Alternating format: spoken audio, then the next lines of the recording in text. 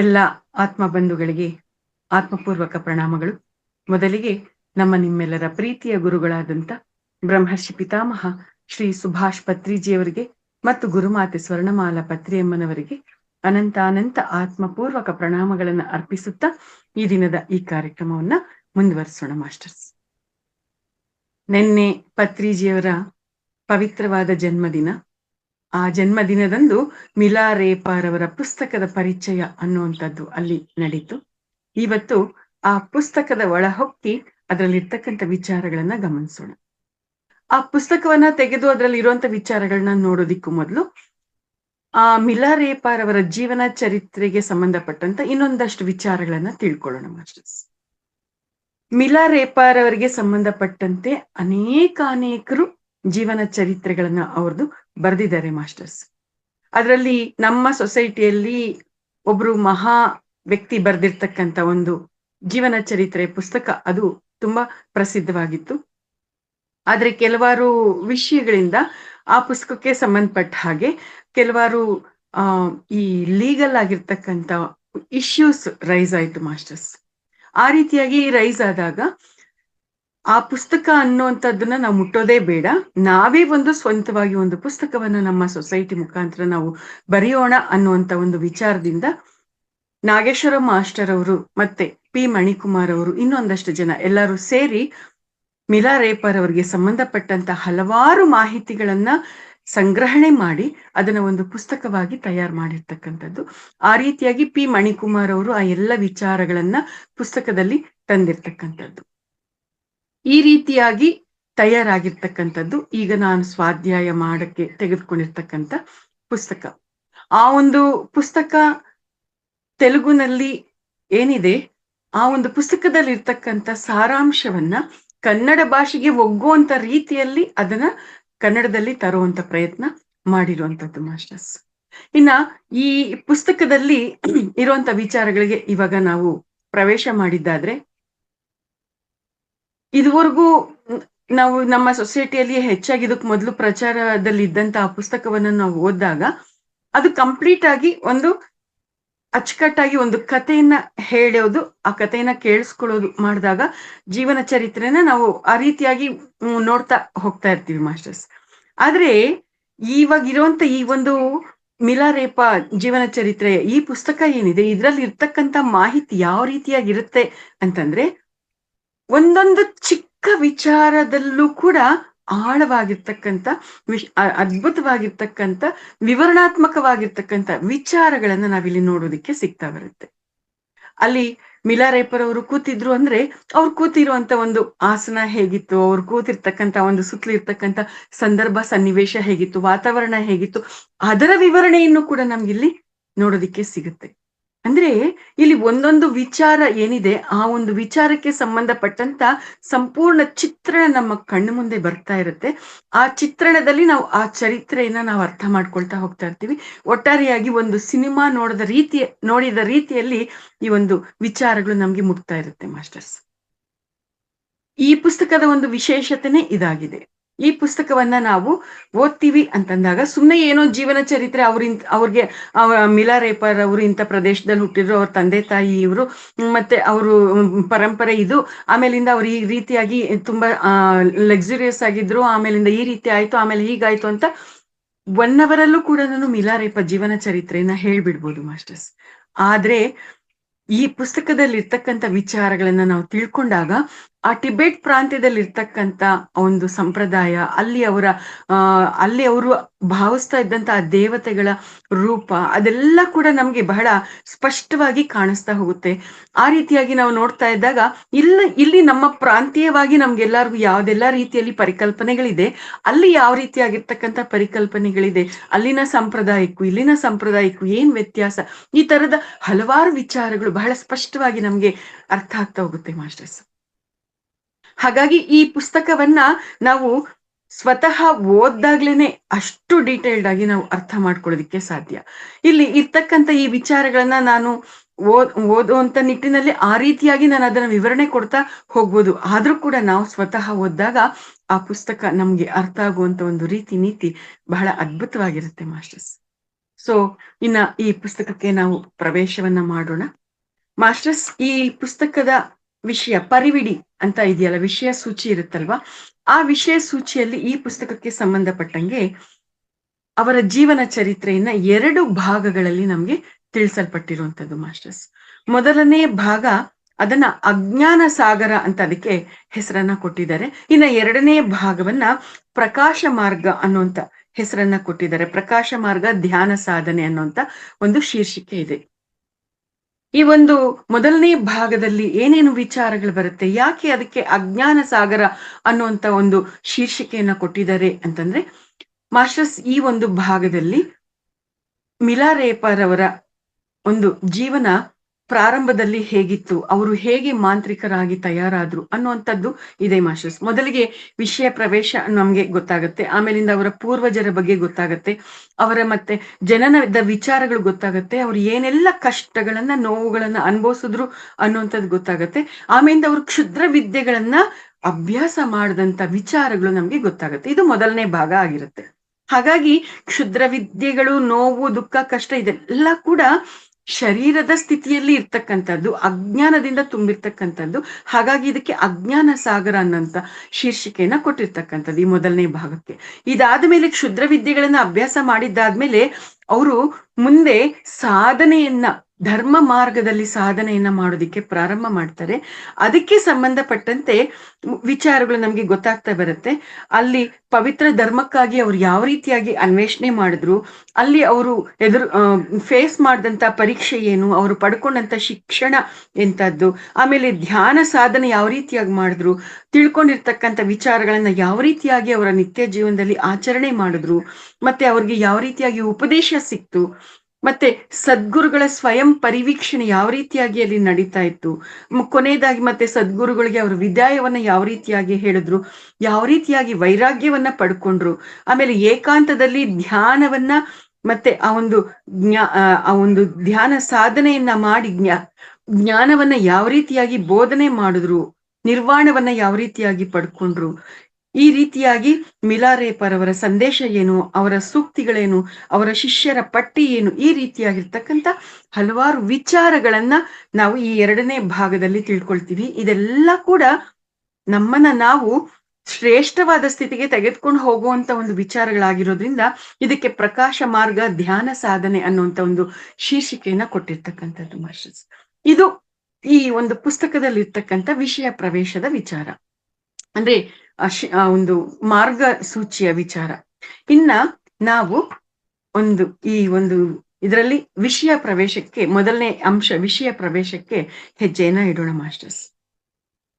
ಈ ಒಂದು ವಿಷಯ ಪ್ರವೇಶದಲ್ಲಿ ಮಿಲಾರೇಪರ್ ಅವರಿಗೆ ಸಂಬಂಧಪಟ್ಟಂಗೆ, ಅವರ ಗುರುಗಳಿಗೆ ಸಂಬಂಧಪಟ್ಟಂಗೆ ಒಂದು ಪೀಠಿಕೆ ನಾವು ನೋಡ್ತೀವಿ ಮಾಸ್ಟರ್ಸ್. ಯಾವ ರೀತಿಯಾಗಿರುತ್ತೆ ಅಂತಂದ್ರೆ ನೋಡಿ, ಈ ಒಂದು ಆಧ್ಯಾತ್ಮಿಕ ಮಾರ್ಗದಲ್ಲಿ ಈ ಭೂಮಿ ಮೇಲೆ ನಮ್ಗೆ ಅನೇಕ ಜನ ಶಿಷ್ಯ ಪರಂಪರೆಗಳು, ನಮ್ಗೆ ಗುರು ಶಿಷ್ಯ ಪರಂಪರೆಗಳು ಸಿಗ್ತಾ ಇರುತ್ತೆ. ಆ ಗುರು ಶಿಷ್ಯ ಪರಂಪರೆಗಳಲ್ಲಿ ಅನೇಕ ಜನ ಗುರುಗಳನ್ನ ಮತ್ತೆ ನಾವು ಶಿಷ್ಯರನ್ನ ಆದರ್ಶವಾಗಿ ನೆನೆಸ್ಕೊಳ್ತಾ ಇರ್ತೀವಿ. ಅಂತ ಅನೇಕ ಜನ ಗುರುಗಳಲ್ಲಿ ಮತ್ತೆ ಶಿಷ್ಯರಲ್ಲಿ ಶಿಖರಪ್ರಾಯವಾಗಿ ಕಂಗೊಳಿಸುವಂತವರು ಮಾರ್ಪ ಮತ್ತು ಮಿಲಾರೇಪ. ಈ ಇಬ್ರು ಕೂಡ ಟಿಬೆಟ್ ಪ್ರಾಂತ್ಯದಲ್ಲಿ ಜನ್ಮವನ್ನ ತೆಗೆದುಕೊಂಡು ತಮ್ಮ ಕಾಂತಿಯನ್ನ ಬೆಳಗಿರ್ತಕ್ಕಂಥ ಮಹಾ ಪುರುಷರಾಗಿರುವಂತವ್ರು. ಈ ಟಿಬೆಟ್ ಮಹಾಯೋಗಿಗಳಲ್ಲಿ ಮಾರ್ಪಾರವರನ್ನ ಆದರ್ಶ ಗುರುಗಳು ಅಂತ, ಮತ್ತೆ ಅವರ ಶಿಷ್ಯ ಪರಂಪರೆಯಲ್ಲಿ ಮಿಲಾರೇಪರ್ ಅವರನ್ನ ಆದರ್ಶ ಶಿಷ್ಯರು ಅಂತಾನೆ ಕೊಂಡಾಡ್ತಾರೆ ಮಾಸ್ಟರ್ಸ್. ಈ ಇಬ್ಬರು ಆಧ್ಯಾತ್ಮಿಕ ಸಾಧಕರಿಗೆ ಆತ್ಮಜ್ಞಾನವನ್ನ ಸಾಧಿಸುವ ಮಾರ್ಗದಲ್ಲಿ ಈ ಇಬ್ರು ಕೂಡ ಅದ್ಭುತವಾದ ಉದಾಹರಣೆಯಾಗಿ ನಿಲ್ತಾರೆ ಅನ್ನುವಂತ ವಿಚಾರ ಇಲ್ಲಿ ನಮ್ಗೆ ಪ್ರಾರಂಭದಲ್ಲಿ ನೋಡೋದಿಕ್ಕೆ ಸಿಗುತ್ತೆ. ಇನ್ನ ಇದಿಷ್ಟು ಪ್ರಾರಂಭದ ವಿಚಾರ ಆದ್ರೆ, ಇನ್ನ ಉಳಿದಂತೆ ಮಿಲಾರೇಪ ಅನ್ನುವಂತ ಒಂದು ಹೆಸರಿದೆಯಲ್ಲ, ಅದ್ರ ಬಗ್ಗೆ ನಾವು ತಿಳ್ಕೊಳ್ತೀವಿ ಮಾಸ್ಟರ್ಸ್. ನಾನ್ ಯಾಕೆ ಇಷ್ಟೆಲ್ಲ ಡೀಟೇಲ್ ಆಗಿ ಹೇಳ್ತಾ ಇದ್ದೀನಿ ಅಂತಂದ್ರೆ, ಇಲ್ಲಿಂದ ಮುಂದಕ್ಕೆ ನಾವೇನೆಲ್ಲ ವಿಚಾರಗಳನ್ನ ಪ್ರಾರಂಭದಲ್ಲಿ ನೋಡ್ತೀವಿ, ಆ ವಿಚಾರಗಳನ್ನ ಗಮನಿಸಿದಾಗ ಆ ಟಿಬೆಟ್ ಪ್ರಾಂತ್ಯದಲ್ಲಿ ಇರ್ತಕ್ಕಂಥ ಆ ಒಂದು ವಿಚಾರಗಳು, ನಮ್ಮ ಈ ಒಂದು ಪ್ರದೇಶದಲ್ಲಿ ಇರ್ತಕ್ಕಂಥ ವಿಚಾರಗಳು ಬಹಳಷ್ಟು ಸ್ಪಷ್ಟವಾಗಿ ನಮ್ಗೆ ಅರ್ಥ ಆಗುತ್ತೆ ಮಾಸ್ಟರ್ಸ್. ಇಲ್ಲಿರುವಂತ ವಿಚಾರಗಳು ನಮ್ಗೆ ಆಲ್ರೆಡಿ ಗೊತ್ತಿದೆ. ಈ ಪುಸ್ತಕದಲ್ಲಿ ಅಲ್ಲಿನ ಆ ಟಿಬೆಟ್ ಪ್ರಾಂತ್ಯದ ವಿಚಾರಗಳು ಗೊತ್ತಾಗತ್ತೆ ಮಾಸ್ಟರ್ಸ್. ಅದನ್ನ ಅಷ್ಟೇ ಡೀಟೇಲ್ ಆಗಿ ತಿಳ್ಕೋಬೇಕಾಗಿದೆ. ತಿಳ್ಕೊಂಡಾಗ್ಲೇನೆ ನಮ್ಗೆ ಅದೆಲ್ಲ ಕೂಡ ಗೊತ್ತಾಗುವಂಥದ್ದು. ಇಲ್ಲಿ ಈ ಮಿಲಾರೇಪ ಅನ್ನುವಂತ ಈ ಒಂದು ಕೃತಿಯಲ್ಲಿ ಮಿಲಾರೇಪ ಅನ್ನೋ ಹೆಸರಿದೆಯಲ್ಲ, ಮಿಲಾ ಅಂದ್ರೆ ಏನು, ರೇಪ ಅಂದ್ರೆ ಏನು ಅನ್ನುವಂತ ಅರ್ಥವನ್ನ ನಾವು ತಿಳ್ಕೊಬೇಕಾಗಿದೆ. ಟಿಬೆಟ್ ಭಾಷೆಯಲ್ಲಿ ಮಿಲಾ ಅಂತಂದ್ರೆ ಮಹಾಪುರುಷ ಅಂತ ಅರ್ಥ. ರೇಪ ಅಂತಂದ್ರೆ ಕೈಗಳಲ್ಲಿ ನೇಯ್ದ ವಸ್ತ್ರಗಳನ್ನು ಧರಿಸಿರುವವನು ಅಂತ ಅರ್ಥ. ಆ ರೀತಿಯಾಗಿ ಮಿಲಾರೇಪ ಅನ್ನುವಂತ ಒಂದು ಪದ ಅರ್ಥವನ್ನ ಕೊಡುತ್ತೆ ಮಾಸ್ಟರ್ಸ್. ಇದು ಪದಗಳಿಗೆ ಇರುವಂತ ಒಂದು ಅರ್ಥ. ಈ ಒಂದು ವಿಚಾರ ಏನಿದೆ ಇದನ್ನ ಪ್ರಾರಂಭದಲ್ಲಿ ಒಂದಷ್ಟು ನಾನು ಓದಿನೇ ನಿಮ್ಗೆಲ್ಲರಿಗೂ ಕೂಡ ವಿವರಣೆಯನ್ನ ಕೊಡ್ತೀನಿ ಮಾಸ್ಟರ್ಸ್. ಈ ಕೃತಿಯು ಮಿಲಾರೇಪ ಜೀವನ ಚರಿತ್ರೆಯ ಬಗ್ಗೆ ಬೆಳಕನ್ನು ಹರಿಸುತ್ತದೆ.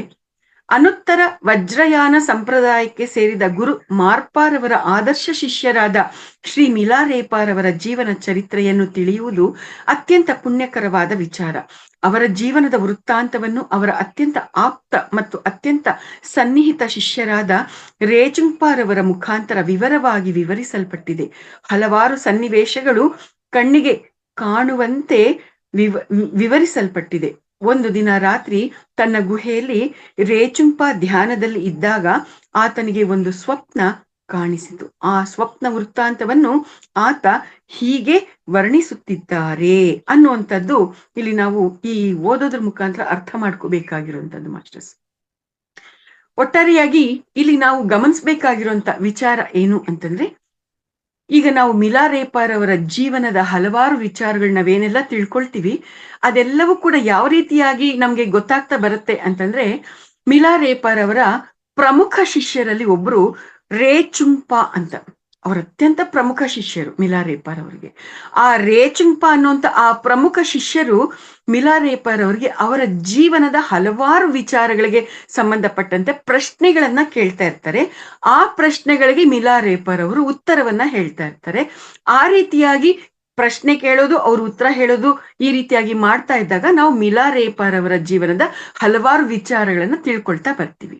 ಇದು ಈ ರೀತಿಯಾಗಿ ನಡೆಯುವಂತ ಒಂದು ವಿಚಾರಗಳು, ನಮ್ಗೆ ಗೊತ್ತಾಗುವಂತ ವಿಚಾರಗಳಾಗಿದೆ ಮಾಸ್ಟರ್ಸ್. ಇಲ್ಲಿ ಇವಾಗ ಯಾವ ರೀತಿಯಾಗಿ ನಮ್ಗೆ ಇನ್ನ ವಿಷಯ ಗೊತ್ತಾಗ್ತಾ ಬರುತ್ತೆ ಅಂತಂದ್ರೆ, ಒಂದ್ಸರ್ತಿ ರೇಚುಂಪಾರವರು ತಮ್ಮ ಗುಹೆಯಲ್ಲಿ ಮಲಗಿರ್ತಾರೆ. ಮಲಗಿರುವಂತ ಸಂದರ್ಭದಲ್ಲಿ ಅವ್ರಿಗೆ ಒಂದು ಸ್ವಪ್ನ ಕಾಣಿಸುತ್ತೆ ಮಾಸ್ಟರ್ಸ್, ಒಂದು ಕನಸು ಕಾಣಿಸುತ್ತೆ. ಆ ಕನಸಿನಲ್ಲಿ ಏನೆಲ್ಲ ಅವ್ರು ನೋಡ್ತಾರೆ, ಆ ಕನಸಿನಲ್ಲಿ ಅವ್ರಿಗೆ ಏನೆಲ್ಲ ಮಾರ್ಗದರ್ಶನ ಸಿಗುತ್ತೆ ಅನ್ನುವಂಥ ವಿಚಾರ ಇಲ್ಲಿ ಬಹಳ ಸ್ವಾರಸ್ಯಕರವಾಗಿರ್ತಕ್ಕಂಥದ್ದು. ನೋಡಿ ಮಾಸ್ಟರ್ಸ್, ಆ ಒಂದು ಕನಸಿನಲ್ಲಿ ಏನೆಲ್ಲ ವಿಚಾರ ಇದೆ ಅಂದ್ರೆ, ಸ್ತ್ರೀ ಪುರುಷ ದೇವತೆಗಳು ನಿವಸಿಸುವ ಪಶ್ಚಿಮ ಪ್ರದೇಶವಾದ ಉರ್ಗ್ಯಾನ್ ಎಂಬುವ ಸ್ಥಳದಲ್ಲಿ ನಾನು ನಡೆಯುತ್ತಾ ಇದ್ದೇನೆ. ಇದು ಆ ದೇಶದ ರಾಜಧಾನಿಯಾಗಿದೆ. ಆ ದೇಶದಲ್ಲಿ ಮನೆಗಳು, ಭವನಗಳು ಎಲ್ಲವೂ ಸಹ ಬಂಗಾರ, ಬೆಳ್ಳಿ, ವಜ್ರ ವೈಡೂರ್ಯಗಳಿಂದ ನಿರ್ಮಿತವಾಗಿದ್ದು ಸಾಟಿ ಇಲ್ಲದ ಸೌಂದರ್ಯದಿಂದ ಮನೋಹರವಾಗಿ ಇವೆ. ನೋಡಿ ಮಾಸ್ಟರ್ಸ್, ಆ ಉರ್ಗ್ಯಾನ್ ಅನ್ನುವಂತ ಒಂದು ಸ್ಥಳದ ಚಿತ್ರಣ ನಮ್ಗಿಲ್ಲಿ ಸಿಗ್ತಾ ಇದೆ. ಇಲ್ಲಿ ಅವರು ನಿದ್ರೆಯಲ್ಲಿದ್ದಾಗ ಅವರು ಕಂಡಂತ ಆ ಸ್ವಪ್ನದಲ್ಲಿ ಆ ಉರ್ಗ್ಯಾನ್ ಪ್ರದೇಶದಲ್ಲಿ ಅವರು ನಡೀತಾ ಇದ್ದಾಗ ಅಲ್ಲಿದ್ದಂತ ಆ ಒಂದು ಭವನಗಳು, ಮನೆಗಳು ಎಲ್ಲ ಯಾವ ರೀತಿಯಾಗಿ ಕಂಗೊಳಿಸ್ತಾ ಇದ್ವು, ಅಲಂಕೃತವಾಗಿದ್ವು ಅನ್ನುವಂಥ ವಿಚಾರ ಇಲ್ಲಿ ನಮ್ಗೆ ಗೊತ್ತಾಗತ್ತೆ. ಮತ್ತೆ ಅಲ್ಲಿನ ಜನ ಯಾವ ರೀತಿಯಾಗಿದ್ರು ಅಂತಂದ್ರೆ, ಅವರೆಲ್ಲರೂ ಕೂಡ ರೇಷ್ಮೆ ವಸ್ತ್ರಗಳನ್ನ ಧರಿಸಿ ತುಂಬಾ ಇರುವಂತ ಲೋಹಗಳಿಂದ ತಯಾರಿಸಲ್ಪಟ್ಟಂತ ಮತ್ತೆ ವಜ್ರಗಳಿಂದ ಮಾಡಿರ್ತಕ್ಕಂಥ ಹಾರಗಳನ್ನ ಮತ್ತೆ ಮೂಳೆಗಳಿಂದ ತಯಾರಾದ ಆಭರಣಗಳನ್ನ ಧರಿಸಿದ್ರು ಅನ್ನುವಂಥ ವಿವರಣೆ ನಮ್ಗಿಲ್ಲಿ ಸಿಗುತ್ತೆ ಮಾಸ್ಟರ್ಸ್. ನಮ್ಗೆ ಈ ಪ್ರಾಂತ್ಯದಲ್ಲಿ ನಮ್ಗೆಲ್ಲರಿಗೂ ಏನ್ ಗೊತ್ತು, ಬೆಳ್ಳಿ, ಬಂಗಾರ, ತಾಮ್ರ ಇಂಥದ್ರಿಂದ ತಯಾರು ಮಾಡಿರ್ತಕ್ಕಂಥ ಆಭರಣಗಳನ್ನ ಧರಿಸ್ತೀವಿ ಅನ್ನೋದು ಗೊತ್ತಿದೆ. ಇಲ್ಲಿ ಬೆಲೆ ಬಾಳ ಲೋಹದಿಂದ ಮತ್ತೆ ವಜ್ರಗಳಿಂದ ತಯಾರು ಮಾಡಿರ್ತಕ್ಕಂಥ ಆಭರಣಗಳನ್ನ ಧರಿಸೋದಷ್ಟೇ ಅಲ್ಲದೆ, ನೋಡ್ರಿ, ಮೂಳೆಗಳಿಂದ ತಯಾರಾದ ಆಭರಣಗಳು ಅಂತ ಇಲ್ಲಿ ನಮ್ಗೆ ತಿಳಿಸ್ತಾ ಇದ್ದಾರೆ. ಅಂದ್ರೆ ಮೂಳೆಗಳಿಂದ ಕೂಡ ಆಭರಣಗಳನ್ನ ತಯಾರು ಮಾಡಿ ಅವರು ಧರಿಸ್ತಾ ಇದ್ರು ಅನ್ನುವಂಥದ್ದು ವಿಚಾರ ಇಲ್ಲಿ ನಮ್ಗೆ ಅರ್ಥ ಆಗುವಂಥದ್ದು. ಇಲ್ಲಿ ಮೂಳೆಗಳು ಅಂತಂದಾಗ ನನ್ಗೆ ಇನ್ನೊಂದು ವಿಚಾರ ನೆನಪಾಗ್ತಾ ಇದೆ ಮಾಸ್ಟರ್ಸ್.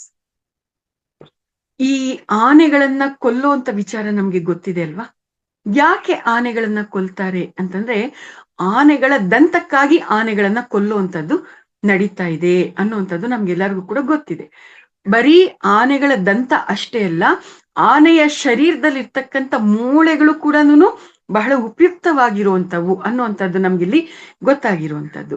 ಅದ್ರ ಜೊತೆಗೆ ಆನೆಗೆ ಸಂಬಂಧಪಟ್ಟಂಗೆ ಅದರ ಚರ್ಮ ಆಗಿರ್ಬೋದು, ಪ್ರತಿಯೊಂದು ಕೂಡ ಆನೆ ಬದುಕಿದ್ರು 1000 ಸತ್ರು 1000 ಅನ್ನುವಂತ ಒಂದು ಗಾದೆ ಮಾತು ಬಂದಿರೋದೆ ಅದರಿಂದಾಗಿ ಮಾಸ್ಟರ್ಸ್. ಆ ರೀತಿಯಾಗಿ ಆನೆಗಳನ್ನ ಕೊಲ್ಲುವಂಥದ್ದು ನಡೀತಾ ಇದೆ.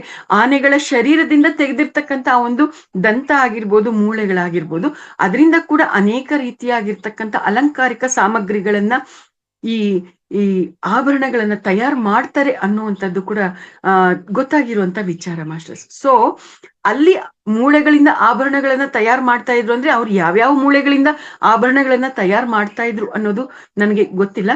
ಬಟ್ ನಮ್ಮ ಕಡೆ ಕೂಡ ಮೂಳೆಗಳಿಂದ ಆಭರಣಗಳನ್ನ ತಯಾರು ಮಾಡ್ತಾರೆ ಅಂದ್ರೆ ಆನೆಯ ಆ ಒಂದು ಮೂಳೆಗಳಿಂದ, ದಂತದಿಂದ ಆಭರಣಗಳನ್ನ ತಯಾರು ಮಾಡ್ತಾ ಇದ್ರು ಅನ್ನುವಂಥ ವಿಚಾರ ನನಗೆ ನೆನಪಾಗ್ತಾ ಇರುವಂತದ್ದು. ಎಸ್ ಮಾಸ್ಟರ್ಸ್, ಈ ರೀತಿಯಾಗಿ ಅವರು ಅಲ್ಲಿನ ಜನ ಕಾಣಿಸ್ತಾ ಇದ್ರು, ಮತ್ತೆ ಅವರೆಲ್ಲರೂ ಬಹಳ ಆನಂದದಿಂದ ಇರ್ತಾ ಇದ್ರು. ಅಂತ ಒಂದು ಪ್ರದೇಶದಲ್ಲಿ ರೇಚುಂಗ್ಪಾರ್ ಅವರು ನಡೀತಾ ಇದ್ದಾಗ ಎಲ್ಲರೂ ಕೂಡ ರೇಚುಂಗ್ಪಾರ್ ಅವರ ಕಡೆ ನೋಡ್ತಾ ಇದ್ರು. ತುಂಬಾ ಆತ್ಮೀಯವಾಗಿ ಮಾತಾಡಿಸ್ತಾ ಇದ್ದಾರೇನೋ ಅನ್ನೋ ರೀತಿಯಲ್ಲಿ ಕಿರುನಗೆಯನ್ನ ಬೀರ್ತಾ ಇದ್ರು. ಆದ್ರೆ ಯಾರೊಬ್ರು ಕೂಡ ಆ ನಗ್ತಾ ಇದ್ದಾರೆ ಹೊರತು ಅವ್ರ ಜೊತೆ ಮಾತಾಡ್ತಾ ಇಲ್ಲ.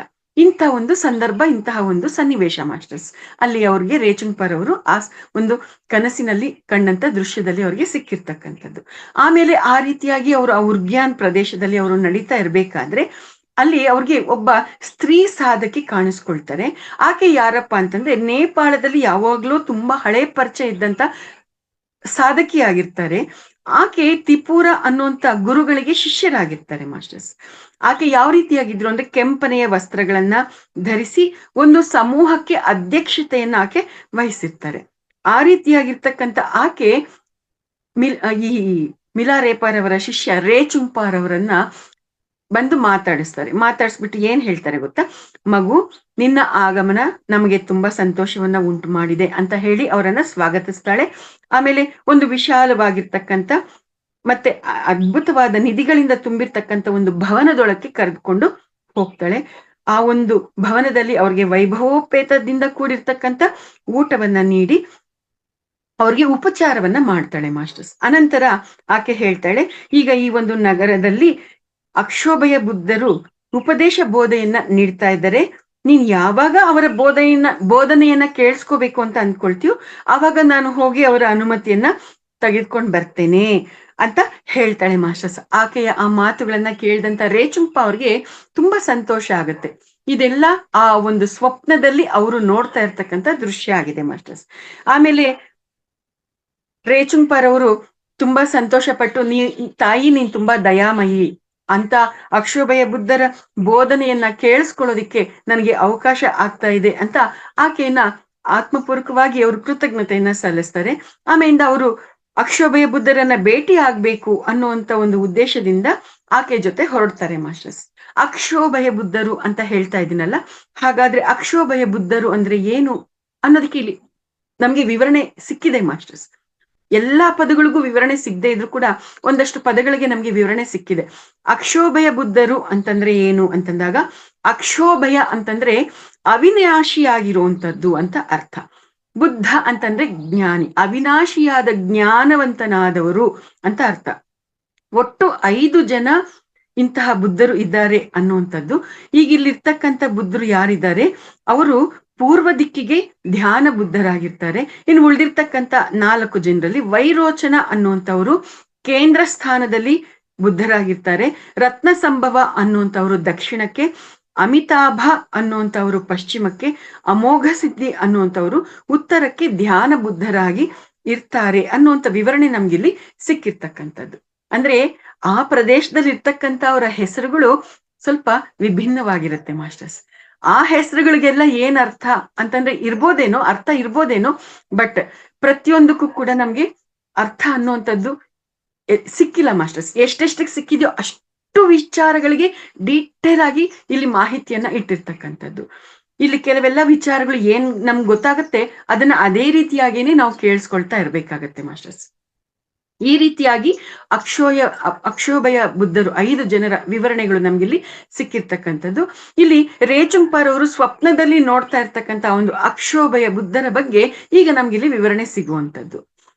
ಮಾಸ್ಟರ್ಸ್ ಅವರು ಆ ಅಕ್ಷೋಭಯ ಬುದ್ಧರನ್ನ ಭೇಟಿ ಆಗ್ಬೇಕು ಅಂತ ಆ ಸ್ತ್ರೀ ಸಾಧಕಿ ಜೊತೆ ಹೊರಡ್ತಾರೆ. ಅವರು ಆ ರೀತಿಯಾಗಿ ಹೋಗ್ತಾ ಇರ್ಬೇಕಾದ್ರೆ ಆ ಒಂದು ನಗರದ ಮಧ್ಯದಲ್ಲಿ ಮುತ್ತು ರತ್ನಗಳಿಂದ ಅಲಂಕರಿಸಲ್ಪಟ್ಟಿರ್ತಕ್ಕಂಥ, ಬಂಗಾರದಿಂದ ತಯಾರಿಸಲ್ಪಟ್ಟು ತುಂಬಾ ಫಳಫಳ ಅಂತ ಹೊಳಿತಾ ಇರ್ತಕ್ಕಂಥ ಮಹಾಸಿಂಹಾಸನದ ಮೇಲೆ ಆಸೀನರಾಗಿರ್ತಾರೆ ಆ ಅಕ್ಷೋಭಯ ಬುದ್ಧರು. ಅವರನ್ನ ನೋಡಿದಾಗ ಅವರ ಆ ಒಂದು ಸೌಂದರ್ಯ, ಠೀವಿ, ಆಕರ್ಷಣೆ ಎಲ್ಲ ಕೂಡನು ಈ ರೇಚುಂಗ್ಪಾರ್ ಅವರು ಏನು ಊಹೆ ಮಾಡ್ಕೊಂಡಿರ್ತಾರೆ ಅದಕ್ಕಿಂತಲೂ ಕೂಡ ಅದೆಷ್ಟೋ ಅದ್ಭುತವಾಗಿರುವಂತದ್ದು ಆಗಿರುತ್ತೆ ಮಾಸ್ಟರ್ಸ್. ಅಲ್ಲಿ ಅನೇಕ ಜನ ಶಿಷ್ಯರಿರ್ತಾರೆ. ಆ ಶಿಷ್ಯರು ಸಾಗರದಂತೆ ಅಲ್ಲಿ ಸೇರಿರ್ತಾರೆ ಮಾಸ್ಟರ್ಸ್. ಸಾಗರದಂತೆ ಇದ್ದಂತ ಆ ಒಂದು ಶಿಷ್ಯ ಸಮೂಹಕ್ಕೆ ಅವರು ಧರ್ಮ ಬೋಧೆಯ ಪ್ರವಚನವನ್ನ ನೀಡ್ತಾ ಇರ್ತಾರೆ. ಇದನ್ನೆಲ್ಲ ಕೂಡ ವೀಕ್ಷಣೆ ಮಾಡಿದಂತ ರೇಚುಂಗ್ಪಾರ್ ಅವರಿಗೆ ಮಹದಾನಂದ ಉಂಟಾಗತ್ತೆ, ಪರವಶತೆ ಉಂಟಾಗಿ ಮೂರ್ಛೆ ಹೋಗುವಂತ ಒಂದು ಸ್ಥಿತಿ ಉಂಟಾಗತ್ತೆ ಮಾಸ್ಟರ್ಸ್. ಈ ರೀತಿಯಾಗಿರ್ತಕ್ಕಂಥ ಅನುಭವವನ್ನ ಅವರು ಆ ಒಂದು ಸ್ವಪ್ನದಲ್ಲೇನೆ ಪಡ್ಕೊಳ್ತಾ ಇದ್ದಾರೆ. ಆಗ ಆ ಸ್ತ್ರೀ ಸಾಧಕಿ ಹೇಳ್ತಾಳೆ, ಮಗು ನೀನು ಇಲ್ಲೇ ನಿಂತ್ಕೊಂಡಿರು, ನಾನು ಹೋಗಿ ಆ ಅಕ್ಷೋಭಯ ಬುದ್ಧರ ಅನುಮತಿಯನ್ನ ಕೋರ್ಕೊಂಡ್ ಬರ್ತೇನೆ ಅಂತ ಅಂದ್ಬಿಟ್ಟು ಆಕೆ ಅಲ್ಲಿಂದ ಹೋಗ್ತಾರೆ ಮಾಸ್ಟರ್ಸ್. ಆಕೆ ಅವರಿಂದ ಅನುಮತಿಯನ್ನ ಪಡೆದುಕೊಂಡು ಮತ್ತೆ ಅವರನ್ನ ಅವ್ರ ಹತ್ರಕ್ಕೆ ಕರ್ಕೊಂಡು ಹೋಗ್ತಾರೆ ಮಾಸ್ಟರ್ಸ್. ಅಲ್ಲಿ ಅವರ ಸನ್ನಿಧಾನದಲ್ಲಿ ಆಕೆ ಅವರನ್ನ ಕರ್ಕೊಂಡು ಹೋಗ್ತಾರೆ. ಅವರು ರೇಚುಂಗ್ಪಾರ್ ಅವರು ಅವ್ರಿಗೆ ಪ್ರಣಾಮಗಳನ್ನ ಮಾಡಿ ಅಲ್ಲಿ ಅವರು ಕೂತ್ಕೊಳ್ತಾರೆ. ಅವರನ್ನ ಆ ಅಕ್ಷೋಭಯ ಬುದ್ಧರು ಅಷ್ಟೇ ಪ್ರೀತಿಯಿಂದ, ದಯೆಯಿಂದ ಆಶೀರ್ವಾದ ಮಾಡ್ತಾರೆ. ಆ ರೀತಿಯಾಗಿ ಮಾಡ್ತಾರೆ. ಆದ್ರೆ ಪ್ರವಚನವನ್ನ ನಿಲ್ಸಲ್ಲ. ಏನಪ್ಪಾ ಬಂದ್ಯಾ ಕೂತ್ಕೋ ಅಂತ ಏನು ಅಲ್ಲಿ ಮಾತಾಡೋದಿಲ್ಲ ಮಾಸ್ಟರ್ಸ್. ನೋಡ್ರಿ ಕರ್ತವ್ಯ ಪ್ರಜ್ಞೆ ಅನ್ನೋದು ಹೇಗಿರುತ್ತೆ.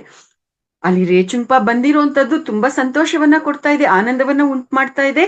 ಆ ಆನಂದ ಉಂಟಾಗಿದ್ರು ಕೂಡ ಅಲ್ಲಿ ಪ್ರವಚನವನ್ನ ಅವರು ಮಧ್ಯಕ್ಕೆ ನಿಲ್ಲಿಸದಂತೆ ಅವರನ್ನ ಆ ಒಂದು ನಗುವಿನಿಂದಾನೇ ಅವರನ್ನ ಕೂತ್ಕೋ ಅನ್ನೋ ರೀತಿಯಲ್ಲಿ ಅವರಿಗೆ ಸನ್ನೆಯನ್ನ ಮಾಡ್ತಾರೆ. ಪ್ರವಚನವನ್ನ ಕೇಳಿಸ್ಕೊಳ್ಳೋದಿಕ್ಕೆ ಅವ್ರು ಕೂತ್ಕೊಳ್ತಾರೆ. ರೇಚುಂಗ್ಪಾರ್ ಅವರು ಆ ಒಂದು ಸಮಯ, ಅವರು ಆ ಸಮಯದಲ್ಲಿ ಆ ಅಕ್ಷೋಭಯ ಬುದ್ಧರು ರೇಚುಂಗ್ಪಾರ್ ಅವರನ್ನ ಕಿರುನಗೆಯನ್ನ ಬೀರ್ತಾ ಪರಿವೀಕ್ಷಣೆ ಮಾಡ್ತಾ ಇರ್ತಾರೆ. ಈ ಪದವನ್ನ ಗಮನಿಸ್ಕೊಳ್ರಿ, ಪರಿವೀಕ್ಷಣೆ ಮಾಡುವಂಥದ್ದು ಅಂತ ಅಂದ್ರೆ ಅಲ್ಲಿ ಆ ರೇಚುಂಗ್ಪಾರ್ ಅವರನ್ನ ಆ ಅಕ್ಷೋಭಯ ಬುದ್ಧರು ನಗ್ತಾ ನಗ್ತಾ ಅವರನ್ನ ವೀಕ್ಷಣೆ ಮಾಡ್ತಾ ಇರ್ತಾರೆ. ಅದೆಷ್ಟೋ ಅದ್ಭುತವಾದ ಅನುಗ್ರಹದಿಂದ, ಅನಂತವಾದ ಪ್ರೀತಿಯಿಂದ ಕೂಡಿರ್ತಕ್ಕಂಥ ವೀಕ್ಷಣೆ ಆಗಿರುತ್ತೆ ಮಾಸ್ಟರ್ಸ್ ಅದು. ಆ ರೀತಿಯಾಗಿ ಆ ಅಕ್ಷೋಭಯ ಬುದ್ಧರು ಪ್ರವಚನವನ್ನ ನೀಡ್ತಾ ಈ ರೇಚುಂಗ್ಪಾರ್ ಅವರನ್ನ ಗಮನಿಸ್ತಾ ಇರ್ತಾರೆ.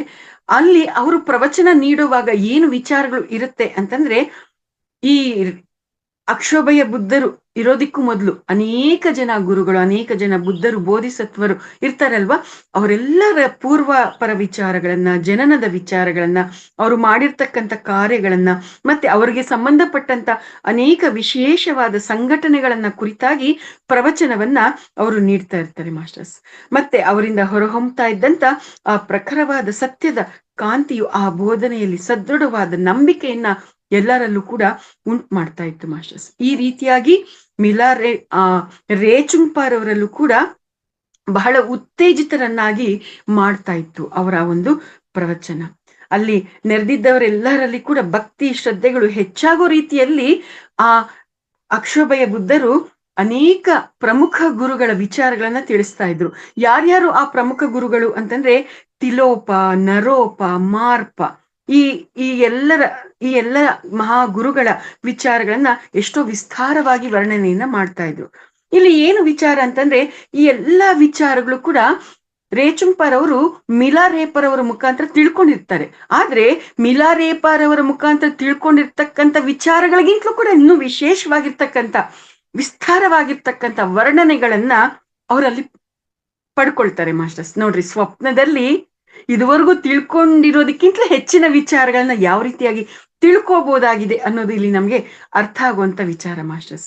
ಆ ರೀತಿಯಾಗಿ ಆ ಒಂದು ಪ್ರವಚನ ಅವ್ರು ಕೊಡ್ತಾರೆ. ಆ ಪ್ರವಚನ ಮುಗ್ದಿದ್ದಾದ್ಮೇಲೆ ಕೊನೆಯಲ್ಲಿ ಒಂದು ವಿಚಾರವನ್ನ ಹೇಳ್ತಾರೆ ಶಿಷ್ಯರಿಗೆ. ಏನೆಲ್ಲ ಏನ್ ಹೇಳ್ತಾರೆ ಅಂತಂದ್ರೆ, ನೋಡಿ ನಿಮ್ಗೆಲ್ಲರಿಗೂ ಕೂಡ ನಾನು ಮಿಲಾರೇಪರ್ ಅವರ ಉದಾಂತವನ್ನ ತಿಳಿಸ್ಬೇಕಾಗಿದೆ. ಅದು ಇವಾಗ ನೀವು ಈ ಎಲ್ಲರ ವಿಚಾರಗಳನ್ನ ತಿಳ್ಕೊಂಡಿದ್ದೀರಲ್ಲ, ಇದಕ್ಕೆ ಮೊದಲು ನೀವು ಕೇಳಿರೋದಕ್ಕಿಂತಲೂ ಮಹಾ ಉತ್ಸಾಹ ಭರಿತವಾಗಿ ಎಷ್ಟೋ ಆಶ್ಚರ್ಯದಿಂದ ಕೂಡಿರುವಂತ ವಿಚಾರ ಆಗಿದೆ. ನೀವೆಲ್ಲರೂ ಆ ವಿಚಾರಗಳನ್ನ ತಪ್ಪದೇ ತಿಳಿದುಕೊಳ್ಬೇಕು ಅಂತನ್ಬಿಟ್ಟು ಹೇಳ್ತಾರೆ ಮಾಸ್ಟರ್ಸ್.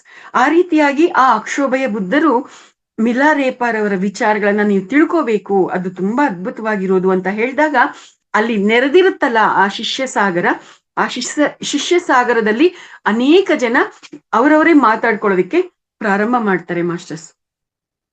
ಕೆಲವರು ಹೇಳ್ತಾರೆ, ಈಗ ಈ ಅಕ್ಷೋಭಯ ಬುದ್ಧರು ನೀಡಿರ್ತಕ್ಕಂಥ ವಿಚಾರಗಳನ್ನ ಕೇಳಿಸ್ಕೊಂಡಿರೋ ವಿಚಾರಗಳು ಏನಿದೆ ಅದೇನೇ ಮಹಾ ಆಶ್ಚರ್ಯಕರವಾಗಿದೆ. ಅವುಗಳಿಗಿಂತಲೂ ಆಶ್ಚರ್ಯಕರವಾಗಿರುವಂತ ವಿಚಾರಗಳು ಇವಾಗ ನಮಗ್ ಗೊತ್ತಾಗುತ್ತೆ ಅಂತಂದ್ರೆ ಇನ್ನು ಅದೆಷ್ಟು ಮಧುರಾತಿ ಮಧುರವಾದ ವಿಚಿತ್ರಗಳಾಗಿರ್ಬೇಕು ಅಂತ ಒಬ್ಬ ಶಿಷ್ಯರು ಹೇಳಿದ್ರೆ, ಇನ್ನೊಬ್ರು ಇದುವರೆಗೂ ಕೇಳಿಸ್ಕೊಂಡಿರ್ತಕ್ಕಂಥ ಚರಿತ್ರೆಗಳು ಅವರ ಎಷ್ಟೋ ಜನ್ಮಗಳಲ್ಲಿ ಅರಿಷಡ್ ವರ್ಗಗಳನ್ನು ಗೆದ್ದು ಸತ್ಯ ಸಾಧನೆಯನ್ನ ಮಾಡಿ ಬುದ್ಧತ್ವವನ್ನ ಹೊಂದಿದ್ದಾರೆ. ಅವರೆಲ್ಲರಿಗೂ ಯಾವುದೇ ರೀತಿಯಲ್ಲೂ ಕಡಿಮೆ ಇಲ್ಲದಂತೆ ಒಂದೇ ಜನ್ಮದಲ್ಲಿ ಬುದ್ಧತ್ವವನ್ನು ಮಿಲಾರೇಪರವರು ಸಾಧಿಸಿದ್ದಾರೆ ಅನ್ನುವಂಥದ್ದನ್ನ ಅವ್ರು ಹೇಳಿದಾಗ ಅವ್ರ ವಿಚಾರಗಳನ್ನ ತಿಳ್ಕೊಳ್ಳೇಬೇಕು ಅನ್ನುವಂಥ ಒಂದು ವಿಚಾರವನ್ನ ಒಬ್ಬ ಶಿಷ್ಯ ಹೇಳಿದ್ರೆ, ಇನ್ನೊಬ್ಬ ಶಿಷ್ಯ ಈ ಚರಿತ್ರೆಯು ಅಷ್ಟು ಆಸಕ್ತಿಕರವಾಗಿದ್ರೆ ಶಿಷ್ಯರಾಗಿ ನಾವು ಕೇಳಿಸ್ಕೊಳ್ದೆ ಹೋದ್ರೆ ಮಹಾಪಾಪ ಆಗುತ್ತೋ ಏನೋ, ಮಹಾಪಾಪ ಬರುತ್ತೋ ಏನೋ, ಎಲ್ಲರ ಉನ್ನತಿಗಾಗಿ ಹೇಳ್ರಿ ಅಂತನ್ಬಿಟ್ಟು ನಾವು ಪ್ರಾರ್ಥನೆ ಮಾಡೋಣ. ಅಂದ್ರೆ ಮಿಲಾರೇಪರವರ ಆ ಅದ್ಭುತವಾದ ಚರಿತ್ರೆಯನ್ನ, ಆ ವಿಚಾರಗಳನ್ನ ಹೇಳಿ ಅಂತ ನಾವು ಅಕ್ಷೋಭಯ ಬುದ್ಧರನ್ನ ನಾವು ಕೂಡ ಪ್ರಾರ್ಥನೆ ಮಾಡೋಣ. ಒಂದ್ ವೇಳೆ ನಾವು ಆ ಚರಿತ್ರೆಯನ್ನ ತಿಳ್ಕೊಳ್ದೆ ಹೋದ್ರೆ ನಾವು ಪಾಪ ಹೊತ್ಕೊಳ್ತೀವೋ ಏನೋ ಅಂತನ್ಬಿಟ್ಟು ಒಬ್ಬ ಶಿಷ್ಯರು ಹೇಳ್ತಾರೆ ಮಾಸ್ಟರ್ಸ್. ಈ ರೀತಿಯಾಗಿ ಒಬ್ಬೊಬ್ಬ ಶಿಷ್ಯರು ಒಂದೊಂದು ರೀತಿಯಾಗಿ ಅವರವರೇ ಮಾತಾಡ್ಕೊಳ್ತಾ ಇರ್ತಾರೆ. ಆಗ ಒಬ್ಬ ಶಿಷ್ಯ ಹೇಳ್ತಾನೆ, ಈಗ ಮಿಲಾರೇಪರ್ ಅವರು ಎಲ್ಲಿದ್ದಾರೆ ಅಂತ ಕೇಳಿದ್ರೆ ಮತ್ತೊಬ್ಬ ಶಿಷ್ಯ ಜೋಗ್ಮಿನ್ ಅಥವಾ ಗಾನ್ಗಾ ಅನ್ನೋ ಪ್ರದೇಶದಲ್ಲಿದ್ದಾರೆ ಅಂತನ್ಬಿಟ್ಟು ಹೇಳ್ತಾರೆ. ಜೋಗ್ಮಿನ್ ಅಂದ್ರೆ ಏನು ಅಂತಂದ್ರೆ ನಿರ್ವಾಣ, ಪುನರ್ಜನ್ಮವಿಲ್ಲದ ಅಭವ ಅಂತ ಅರ್ಥ. ಹಾಗೆ ಗಾನ್ಗಾ ಅಂತಂದ್ರೆ ಅಮರಾವತಿ ಮತ್ತೆ ಪುನಃ ಬಾರದಿರುವುದು ಅನ್ನುವಂತ ಅರ್ಥವನ್ನ ಹೊಂದಿರುವಂತದ್ದು. ಅಂತಹ ಸ್ಥಳಗಳಲ್ಲಿ ಇದ್ದಾರೆ ಅನ್ನುವಂತ ವಿಚಾರ ಆ ಶಿಷ್ಯರು ಒಬ್ರಿಗೊಬ್ರು ಮಾತಾಡ್ತಾ ಇರುವಂತ ವಿಚಾರದಲ್ಲಿ ನಮಗ್ ಗೊತ್ತಾಗುವಂಥದ್ದು ಮಾಸ್ಟರ್ಸ್. ಈ ಸ್ವಪ್ನದಲ್ಲಿ ಇಷ್ಟೆಲ್ಲವನ್ನು ಕೂಡ ರೇಚುಂಪರ್ ಅವರು ನೋಡ್ತಾ ಇದ್ದಾರೆ. ಆಗ ಏನ್ ಹೇಳ್ತಾರೆ ಗೊತ್ತಾ ರೇಚುಂಪರ್ ಅವರು, ನಾನು ಅದೇನು ಮಿಲಾರೇಪರ್ ಅವರು ಯಾವಾಗ್ಲೂ ಟಿಬೇಟ್ ನಲ್ಲೇ ಇದ್ದಾರಲ್ಲ ಅಂತ ಅನ್ಕೊಳ್ತಾರೆ ಮಾಸ್ಟರ್ಸ್. ಇಲ್ಲಿ ಈ ಶಿಷ್ಯರು ಏನ್ ಕೇಳ್ತಾರೆ, ಈಗ ಮಿಲಾರೇಪರ್ ಅವರು ಎಲ್ಲಿದ್ದಾರೆ ಅಂತಂದ್ರೆ ಜೋಗ್ಮಿನ್ ಅಥವಾ ಗಾನ್ಗಾ ಅನ್ನೋ ಪ್ರದೇಶದಲ್ಲಿ ಇದ್ದಾರೆ ಅಂತ ಶಿಷ್ಯರು ಮಾತಾಡ್ತಾ ಇದ್ದಾಗ ಸ್ವಪ್ನದಲ್ಲಿ ಇದೆಲ್ಲ ನೋಡ್ತಾ ಇದ್ದಾರಲ್ವಾ, ಈ ರೇಚುಂಪರ್ ಅವರು ಸ್ವಪ್ನದಲ್ಲಿ ನೋಡ್ತಾ ಇದ್ದಾಗ್ಲೇನೆ ಅವರು ಪ್ರಶ್ನೆ ಅವ್ರಿಗವ್ರಿಗೆ ಪ್ರಶ್ನೆ ಬರುತ್ತೆ, ಇದೇನಿದು ಯಾವಾಗ್ಲೂ ಕೂಡ ರೇಚುಂಪರ್ ಅವರು ಟಿಬೇಟ್ ನಲ್ಲಲ್ವಾ ಇರೋದು, ಇವ್ರೇನಿದು ಏನು ಜೋಗ್ಮಿನ್ ಅಥವಾ ಗಾನ್ಗಾನಲ್ಲಿ ಇದ್ದಾರೆ ಅಂತ ಈ ಶಿಷ್ಯರು ಹೇಳ್ತಾ ಇದಾರಲ್ಲ ಅಂತ ಅಂದ್ಬಿಟ್ಟು ಆ ಪ್ರಶ್ನೆ ಅನ್ನೋದನ್ನ ಆ ಸ್ವಪ್ನದಲ್ಲೇನೆ ಅವರು ಹಾಕೊಳ್ತಾರೆ ಮಾಸ್ಟರ್ಸ್. ಆ ರೀತಿಯಾಗಿ ಮನಸ್ಸಿನಲ್ಲಿ ಅನ್ಕೊಳ್ತಾರೆ. ಆದ್ರೆ ಆ ರೀತಿಯಾಗಿ ಎಚ್ಚರವಾಗಿ ಆ ಪ್ರಶ್ನೆಯನ್ನ ಹಾಕೊಂಡ್ರು ಕೂಡ ಮತ್ತೆ ಪುನಃ ನಿದ್ದೆಗೆ ಅವರು ಜಾರ್ತಾರೆ. ಆ ನಿದ್ದೆಗೆ ಜಾರ್ದಾಗ ಮತ್ತೊಂದು ದೃಶ್ಯ ಅವ್ರಿಗೆ ಕಾಣಿಸೋದಿಕ್ಕೆ ಶುರುವಾಗುತ್ತೆ ಮಾಸ್ಟರ್ಸ್. ಆ ಒಂದು ದೃಶ್ಯದಲ್ಲಿ ಉರ್ಗ್ಯಾನ್ ದೇಶಕ್ಕೆ ಸೇರಿರ್ತಕ್ಕಂಥ 5 ಜನ ದೇವಕನ್ಯರು ಕಾಣಿಸ್ಕೊಳ್ತಾರೆ. ಆ 5 ಜನ ದೇವಕನ್ಯರು 5 ಬಣ್ಣಗಳಲ್ಲಿ ಇರ್ತಾರೆ ಮಾಸ್ಟರ್ಸ್. ಒಬ್ಬಾಕೆ ಬಿಳಿ ಬಣ್ಣ, ಇನ್ನೊಬ್ರು ನೀಲಿ, ಇನ್ನೊಬ್ರು ಅರಿಶಿನ, ಇನ್ನೊಬ್ರು ಕೆಂಪು, ಮತ್ತೆ ಇನ್ನೊಬ್ರು ಹಸಿರು ಬಣ್ಣದಲ್ಲಿ ಆ ದೇವಕನ್ಯರು ಕಾಣಿಸ್ತಾ ಇರ್ತಾರೆ. ಅದರಲ್ಲಿ ಮೊದಲನೇ ದೇವಕನ್ಯೆ ಏನ್ ಹೇಳ್ತಾಳೆ ಅಂತಂದ್ರೆ, ನಾಳೆ ಮಿಲಾರೇಪರ್ ಅವರ ಚರಿತ್ರೆ ಹೇಳ್ತಾರೆ, ನಾವು ಹೋಗಿ ಅದನ್ನ ಕೇಳಿಸ್ಕೊಳ್ಳೋಣ ಅಂತ ಒಬ್ಬ ದೇವಕನ್ಯೆ ಹೇಳಿದ್ರೆ, ಎರಡನೇ ದೇವಕನ್ಯೆ ಏನ್ ಹೇಳ್ತಾಳೆ ಗೊತ್ತಾ, ಆ ಕಥೆಯನ್ನ ಹೇಳೋರು ಯಾರು ಅಂತ ಕೇಳ್ತಾರೆ. ಆಗ ಮೂರನೇ ದೇವಕನ್ಯೆ ಹೇಳ್ತಾರೆ, ಮಿಲಾರೇಪರ್ ಅವರ ಮುಖ್ಯ ಶಿಷ್ಯರು ಆ ಒಂದು ಜೀವನ ಚರಿತ್ರೆಯನ್ನ ಹೇಳ್ರಿ ಅಂತ ಕೇಳ್ತಾರೆ ಅಂತನ್ಬಿಟ್ಟು ಆಕೆ ಹೇಳ್ತಾಳೆ. ಅಷ್ಟು ಹೊತ್ತು ಅವರೆಲ್ಲರೂ ಕೂಡ ಅಷ್ಟೆಲ್ಲ ವಿಚಾರಗಳನ್ನ ಮಾತಾಡ್ತಾ ರೇಚುಂಪ ಕಡೆಗೆ ನೋಡ್ತಾ ಕಿರುನಗೆಯನ್ನ ಬೀರ್ತಾ ಇರ್ತಾರೆ. ಅವರಲ್ಲಿ ಒಬ್ಬ ದೇವಕನ್ಯೆ, ಅದು ಎಷ್ಟೋ ಅದ್ಭುತವಾದ ಪ್ರವಚನ, ಅದನ್ನು ಕೇಳಿಸ್ಕೊಂಡ್ರೆ ಮಹದಾನಂದ ಉಂಟಾಗತ್ತೆ, ಆ ಪ್ರವಚನಕ್ಕೆ ನಮ್ಮ ಪ್ರಾರ್ಥನೆಯನ್ನು ಸಹ ಜೋಡಿಸೋಣ ಅಂತ ಹೇಳಿದ್ರೆ, ಮತ್ತೊಬ್ಬ ದೇವಕನ್ಯೆ, ಶಿಷ್ಯರು ಆ ಅದ್ಭುತವಾದ ಬಹುಮಾನಕ್ಕಾಗಿ ಪ್ರಾರ್ಥಿಸಬೇಕು, ಆ ಸಂದೇಶವನ್ನು ಎಲ್ಲ ಕಡೆಯೂ ಪ್ರಚಾರ ಮಾಡಿ ಧರ್ಮವನ್ನ ರಕ್ಷಿಸುವ ನಮ್ಮ ಕರ್ತವ್ಯ, ಇದರಿಂದ ನಮಗೆ ಮಹದಾನಂದ ಅಂತನ್ಬಿಟ್ಟು ಇನ್ನೊಬ್ಬ ದೇವಕನ್ಯೆ ಹೇಳ್ತಾಳೆ. ಈ ರೀತಿಯಾಗಿ ಅವರೆಲ್ಲರೂ ಹೇಳ್ತಾ ಕಾಮನ ಬಿಲ್ಲಿನ ರೀತಿಯಲ್ಲಿ ಅವರೆಲ್ಲರೂ ಮತ್ತೆ ಮಾಯ ಆಗೋಗ್ತಾರೆ ಮಾಸ್ಟರ್ಸ್. ಈ ರೀತಿಯಾಗಿ ಆ ಒಂದು ಸ್ವಪ್ನವನ್ನ ರೇಚುಂಪ ನೋಡ್ತಾರೆ. ನೋಡಿದ್ದಾದ್ಮೇಲೆ ಅವ್ರಿಗೆ ಎಚ್ಚರ ಆಗ್ಬಿಡುತ್ತೆ. ಕನಸಿನಿಂದ ಎಚ್ಚೆತ್ತುಕೊಂಡು ಎಚ್ಚರಿಕೆಯಿಂದ ಬಂದು ಎಚ್ಚರಗೊಂಡು ಅವ್ರು ನೋಡೋ ಅಷ್ಟೊತ್ತಿಗೆ ಸೂರ್ಯ ತಲೆ ಮೇಲೆ ಬಂದಿರ್ತಾನೆ ಮಾಸ್ಟರ್ಸ್. ನೋಡ್ರಿ ಎಷ್ಟು ಡೀಟೇಲ್ ಆಗಿ ಆ ಒಂದು ಸ್ವಪ್ನವನ್ನ ನೋಡಿದ್ದಾರೆ ಅಂತ. ಬೆಳಕು ಚೆನ್ನಾಗಿ ಹರಿದಿರುತ್ತೆ. ಆ ಸ್ವಪ್ನ ಅವ್ರಿಗೂ ಅದನ್ನ ಅವಲೋಕನ ಮಾಡ್ತಾರೆ, ವಿಶ್ಲೇಷಣೆ ಮಾಡ್ಕೊಳ್ತಾರೆ. ಇದು ಮಾಮೂಲಿಯಾಗಿರ್ತಕ್ಕಂಥ ಸ್ವಪ್ನ ಅಲ್ಲ, ಇದು ನನಗೆ ಏನೋ ಒಂದು ಸಂದೇಶವನ್ನ ಕೊಟ್ಟಿರ್ತಕ್ಕಂಥದ್ದು ಈ ಸ್ವಪ್ನದ ಮುಖಾಂತರ ಅನ್ನುವಂಥದ್ದು ಅವ್ರಿಗೆ ಅರ್ಥ ಆಗತ್ತೆ.